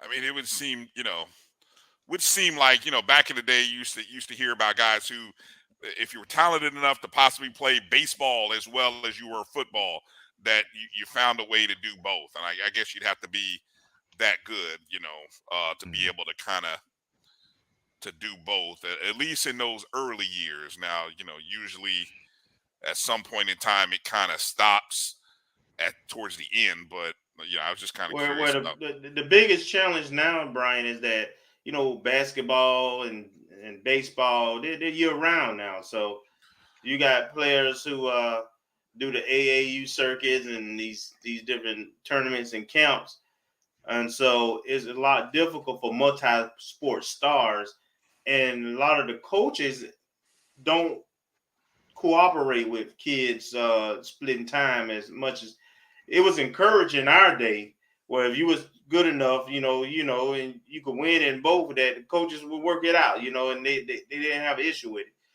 It just really depends. It's kind of hit and miss. Now, I know that our coaches on staff, I know Coach Simmons is very positive and friendly with giving some access to players who may be able to participate in both sports. Of course, when it's football season or spring, you still want your kids to be a part of your program, and they learn to get better. But by all accounts, we're very cooperative when it comes to that. Okay. Let's go through. Let's hit up the men and women's basketball here. Let me get that page set up here. We'll get set up here with our first draft pick here. Well, draft pick. I'm still in draft mode. I don't know why I just said that. All right, there we go. Our first signee from basketball. Of course, none other than KJ Parker out of Winter Haven. And so he's he's the real deal. Team made it to the finals, lost to Columbus out of Miami by 2 points. And in Class 7A. And I was scouring, but I haven't updated. I didn't check to see if he made any all-area teams for either local or for the state. So that's to be determined. They've released some teams that I haven't gone back to check to see. But yeah, a lot of that stuff is out. Like I know, yeah, you would have to check. I don't know where Winter Haven would fall. I don't know if that falls into what county is Winter Haven in? Polk. I think it is, and I was trying to check. So I was yeah, trying to check the what's the name of that thing? The there might be. paper. You'd have to find the Polk The or Lakeland Ledger. I was trying to check the yeah. Lakeland Ledger, but once again, that requires a subscription, so I don't know Oh, if I could get access. So I'm trying to see if I can have to get find access to those local yeah papers. the way around that. Yeah. Hmm. But yeah, I don't know. Maybe we have to just kind of reach out to the coach or check the timeline. You know, a lot of times on the Twitter timelines, either from the Winter Haven High School or the Winter Haven basketball program, that stuff will will get retweeted or put out. I know, you know, for our school, we had a couple guys make all area first team in Orlando, and you know, I'm the guy who kind of oversees a lot of the social media stuff. So I mean, I'd put some stuff out there, you know, for our guys. So and I was a week behind when it actually came out. So I'm sure somebody at Winter Haven High School is doing the same thing if he's on one of those teams. So, but he should be on somebody's team. Who else we got? Morel Mo Schramm out of Chattanooga State. So he's a JUCO guard that we've signed. It looks like it may backfill. I know information from last week and talking to Coach McCullum. You know, you mentioned how recruiting in terms, and it's a good to see a good mix of high school and JUCO.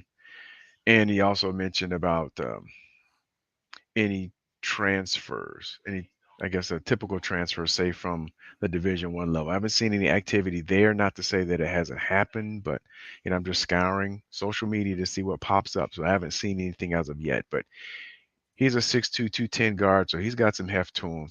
Out of Cleveland, Tennessee, class of 2020. He did start out at East Tennessee State and then went to the JUCO route, and now he's coming to us. Mm-hmm. All right.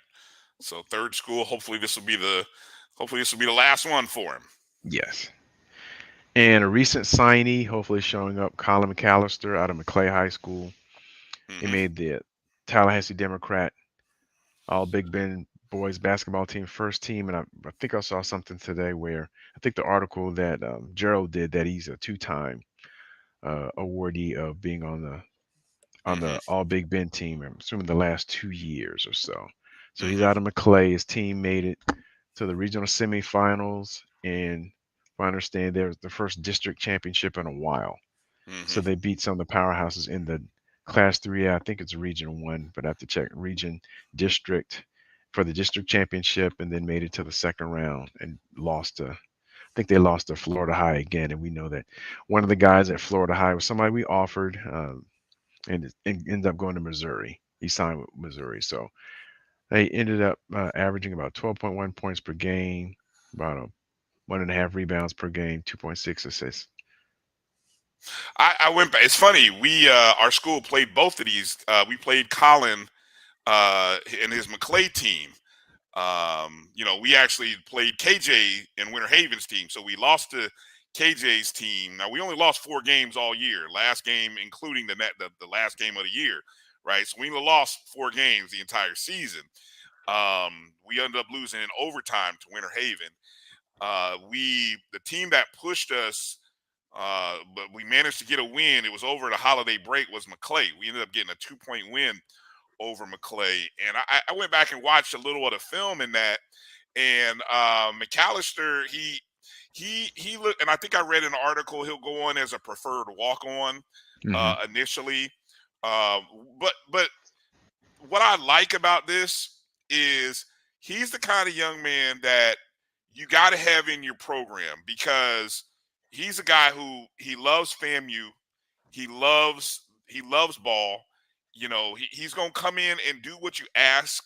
And this is where, look, if you only have 10 or 11 scholarships and you need, you know, 3 to 4 preferred walk-ons, this is the kind of preferred walk-on that eventually could earn a scholarship after he gets involved in the weight program, the meal program. As he just continues to develop his game, he's going to be a pretty good player. I watched him. He's got a nice shot, nice form. He was McClay's best player, I think, on that team was a kid who was like 6'5".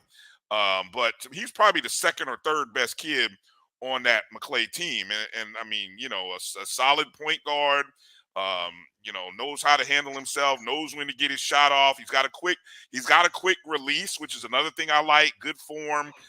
So I mean, you know, there's a lot of things that can grow from a young man like this.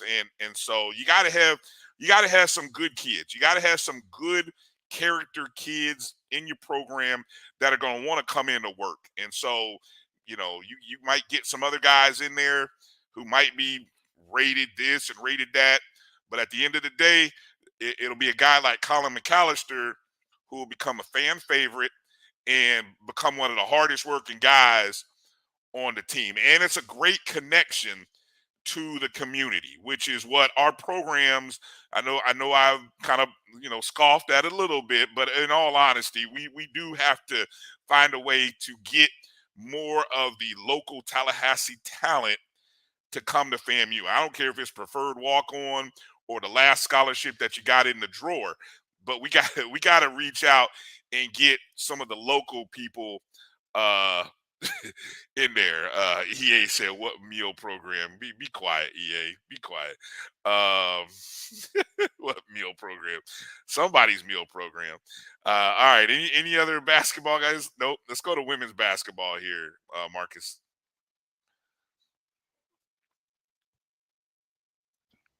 We had a fall signee, Sydney Hendricks.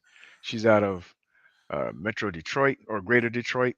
And West Bloomfield is not really in the city. It's one of the outlying suburbs. But her squad is nice. West Bloomfield High School, they won the state title last year. Okay. In class, let me see what class that was. And I guess they have more like divisions. So it's like Division 1. So I guess the highest classification, they won the state title in 21-22, and they were in the finals this year and lost, I want to say like 2 or 3 points. And they have a set of twins that are like the headliners that are going to Michigan State. But she held her own, and you can see she has some accolades. She was voted M Lives, She's Metro 5'11" Detroit. too. Yeah, Mhm. yeah, that's good. That's Mhm. good. Got some Definitely. size to her. And so she won she was on the All Metro team, Dream Team, second team for the M Live Dream Team, and she made All State. Let me double check. She did make, I'm sorry, the Detroit News All Area team for the north section of the city. She made the first team there. All right. West Bloomfield Public School, right? I believe so, yes. All right. And actually, her mom played ball at Stanford in the early 90s for Tara I can never pronounce her name. Vanderveer. Yes. Who's still there, by the way. So who's still coaching at Stanford. So that's awesome. Yeah. So she's got some lineage there. That's good. That's good. And we have 2 commitments, both of whom are played for Daytona State College down in Daytona Beach. One young lady is from Nashani Gilbert. She's a guard forward. Yep, Nashani Gilbert. Yep, 5'10", guard forward. And she was she made the All Central Conference first team this past year for the Florida College System Activities Association. I guess that's the collective division for the JUCOs for basketball. So she made first team All Conference. And while she was in high school, she was nominated, or not nominated. She was voted Player of the Year for Oxbridge High School coming out class of 2020. And so, she has some accolades to her, not only in high school, but coming out of college. And secondly, one of her teammates, and I just saw this week, and props to, I think it was HBCU Sports and News that brought this up. Haley Brennan, also out of Florida, out of Mainland High School, class of 2022. So both of them, and their signing day is tomorrow. I've forgotten the exact time. I believe it's between 10:30 and 11. So both have verbally committed to FAMU, and so we'll be able to confirm that tomorrow at the Daytona State College signing ceremony that they're going to have. And it'd be nice to be able to have a 6'2" that's got a little bit of game, that can get up and down the floor, and play. And I will say, I'll go back and say about Nashani Gilbert. Just looking at the stats, she was the go-to player for Daytona Beach State. I had texted assistant coach Wheeler after I saw the news, and they were really excited to have her, make the commitment, because I mean she's definitely about 15 a game. So yeah, good stuff. So yeah, I mean it's a still building process. I mean, look, I know the recruiting weekend just started the past weekend, and so coaches are out. I don't know the whole calendar, but anyway, it's they're out there doing a good job. Is any others, Marcus, or was that it? Because really, we talked about non-football. So Well, we do have baseball, softball. oh, you But got if we can that on hold, there? yeah, we Yeah, can. let's hold that. Let's hold that for. Yeah, let's hold that for next week. Hold that for next week, and give us something to chew on for next week. All right, so just a quick rundown. You already mentioned, Kelvin, baseball got a road series at Alabama A&M. Softball hosting Alabama State this weekend. Golf has the SWAC championships beginning Monday. Monday through Wednesday, Flowood, Mississippi. I saw that they just competed this past weekend. So that, hopefully the team is primed and ready to go. They also had a signee commitment from a high caliber guy. I believe he was out like Alabama. I can't remember for sure, but I know that he was like the second or third best player where he was from. So I saw that. That's Coach Rice being Coach Rice, because he still has a young team. Yes. Pretty much. Yeah, most of his team is coming back also. Yes, I think he committed a while ago. I didn't. Yeah, I thought I read something about him committing in 2022. Yes. Or something to that Let me effect. I double-check. missed what all the details were on that, but yeah, and so that's a possible team. That's a possible team that could bring on another Springs championship to FAMU. Yeah, definitely. So that's what's in the hunt. I mean, we got a chance, and then of course, tennis. Well, we'll have a chance to talk next week. Tennis's tournament is next weekend. So we'll talk about tennis on next week's show as they get ready to head to New Orleans.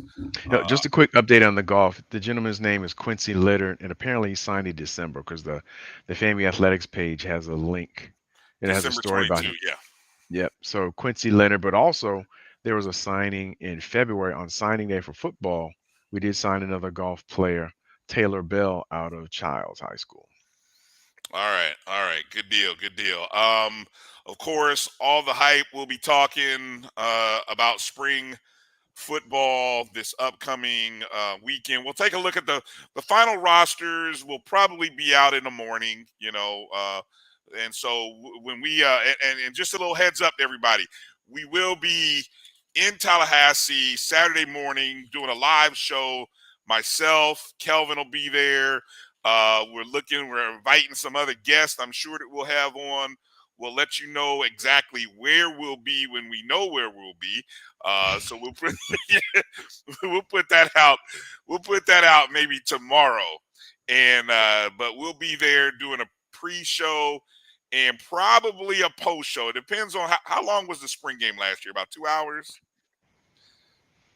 If they keep it 2.5, yeah. Yeah, if they keep it to within 2 hours, and I know there's going to be some post-game interviews with the players and coaches, we may be able to get together and do a post show. If we don't do a post show, obviously we'll do the wrap up the following Wednesday. But our efforts will be to do a Saturday morning pre-show live from Tallahassee. We'll let you know exactly where. So make sure you're following us on Facebook, Twitter, and Instagram at O&G StrikeZone so you can see where we'll be at. We look forward to seeing you in Tallahassee this weekend. I'm looking forward to not only checking that game out, but getting over to the softball field to check out our softball team. As Rhea Floyd said, it's senior night, so we gotta look in and see how many seniors we got. Who is celebrating their senior night on Saturday, and so we're gonna do. We're gonna. I got to bring some good shoes, man. It's gonna be one of them long days in Tallahassee on Saturday. So I'm looking forward to it, though. Looking forward to it. Remember, admission to get into the game on Saturday is $15. That's the admission cost. We got to sell it out. I'm still thinking we can get 10. You guys are a little less optimistic. I still think 10,000 is possible. That's just me. I'm hoping 10,000. So, let's be ready to come out and tailgate. The game is at 2:00. Come out, tailgate. Let's have some fun. If we're still kind of waiting to see if our shirts come in, but if you do get your shirt, your What Up Boy t-shirts, then that's the creed. You got to wear that Saturday. If the shirts come in, we got to wear our Kofi tribute t-shirts to the spring game on Saturday if they come in time. If not, we'll kind of figure out another day to all kind of meet up in Tallahassee and wear them and such. But that's kind of that's pretty much all I got. Kelvin, what else you got? Anything to close it out for tonight? Nope, I think we covered it all. Just glad. Thank everybody for watching, and as you can see, man, our group of guests that we've had over the last 3-4 weeks, we always have great guests, but we try to bring target some folks that are in some sports that are less visible, but as you can see, are just as talented and led by excellent folks. So we're going to continue to try to bring you the content. And if you got any suggestions, shoot us an email. Yeah, definitely. We had a couple. I know I had a couple people hit us up on Twitter earlier in the week about some people. So we are working on that and seeing if we can to get those individuals as well. Marcus, what do you got to close us out tonight? I'm just thankful for everybody being consistent and faithful and watching our program, helping it grow. And as you see FAMU Athletics grow, you're going to see the O&G StrikeZone do as well. I'll end the show by just sending another reminder to folks that there's still opportunities to donate to the family of our friend, our brother Kofi Hemingway. Just go to the GoFundMe page by searching Kofi Hemingway. The Cash App is there as well. You can still donate. Doesn't matter. 5, 10, 20, 18, 87, whatever's on your heart and mind. Every donation helps. Until I see that we've reached that goal that was set up by Vaughn, we'll continue to publicize and continue to let just keep the family lifted up in prayers. And we'll have some. I know I feel like I've been kind of lax in getting some of the Kofi segments mixed into the show. I'll work on that in the next week, kind of learning some new software today. So hopefully you guys enjoyed the presentation of the show. And then now that I know a few more things, I can actually add in some of those clips, some of those great Kofi moments. FAMU Day at the Capitol tomorrow. Thank you, Montre Bennett.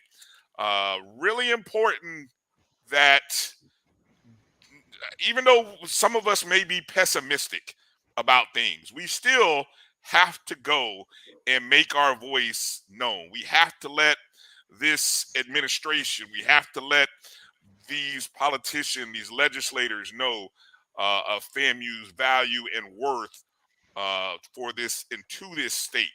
So FAMU Day at the Capitol is tomorrow. Please go if you're able to go and support. I hope that a great contingent of students, faculty, alumni converge on Tallahassee tomorrow. I'd love to see the videos and love to see the images of what tomorrow's Day at the Capitol is like. So that's going to do it for tonight's show. Thank you guys for watching us. That's it. I'm make sure I got to push the right buttons here. All right, so that's gonna do it for Marcus and Kelvin. I'm Brian. Thank you, Dr. Jason Black. Thank you, Rhea Floyd. Thank you, Rattler Nation. Everybody on Facebook, Twitter, Instagram. Be ready for the BCSN Pod Zone everywhere, anywhere you listen and download the podcast, and go download the Jericho Broadcast Network's app on the Google Play and Apple App Store. Just search My JBN and My BCSN is where you can find us. We'll see you Saturday in Tallahassee, folks. Be well, be safe, and make sure to strike, and strike again. Good night, Rattler Nation.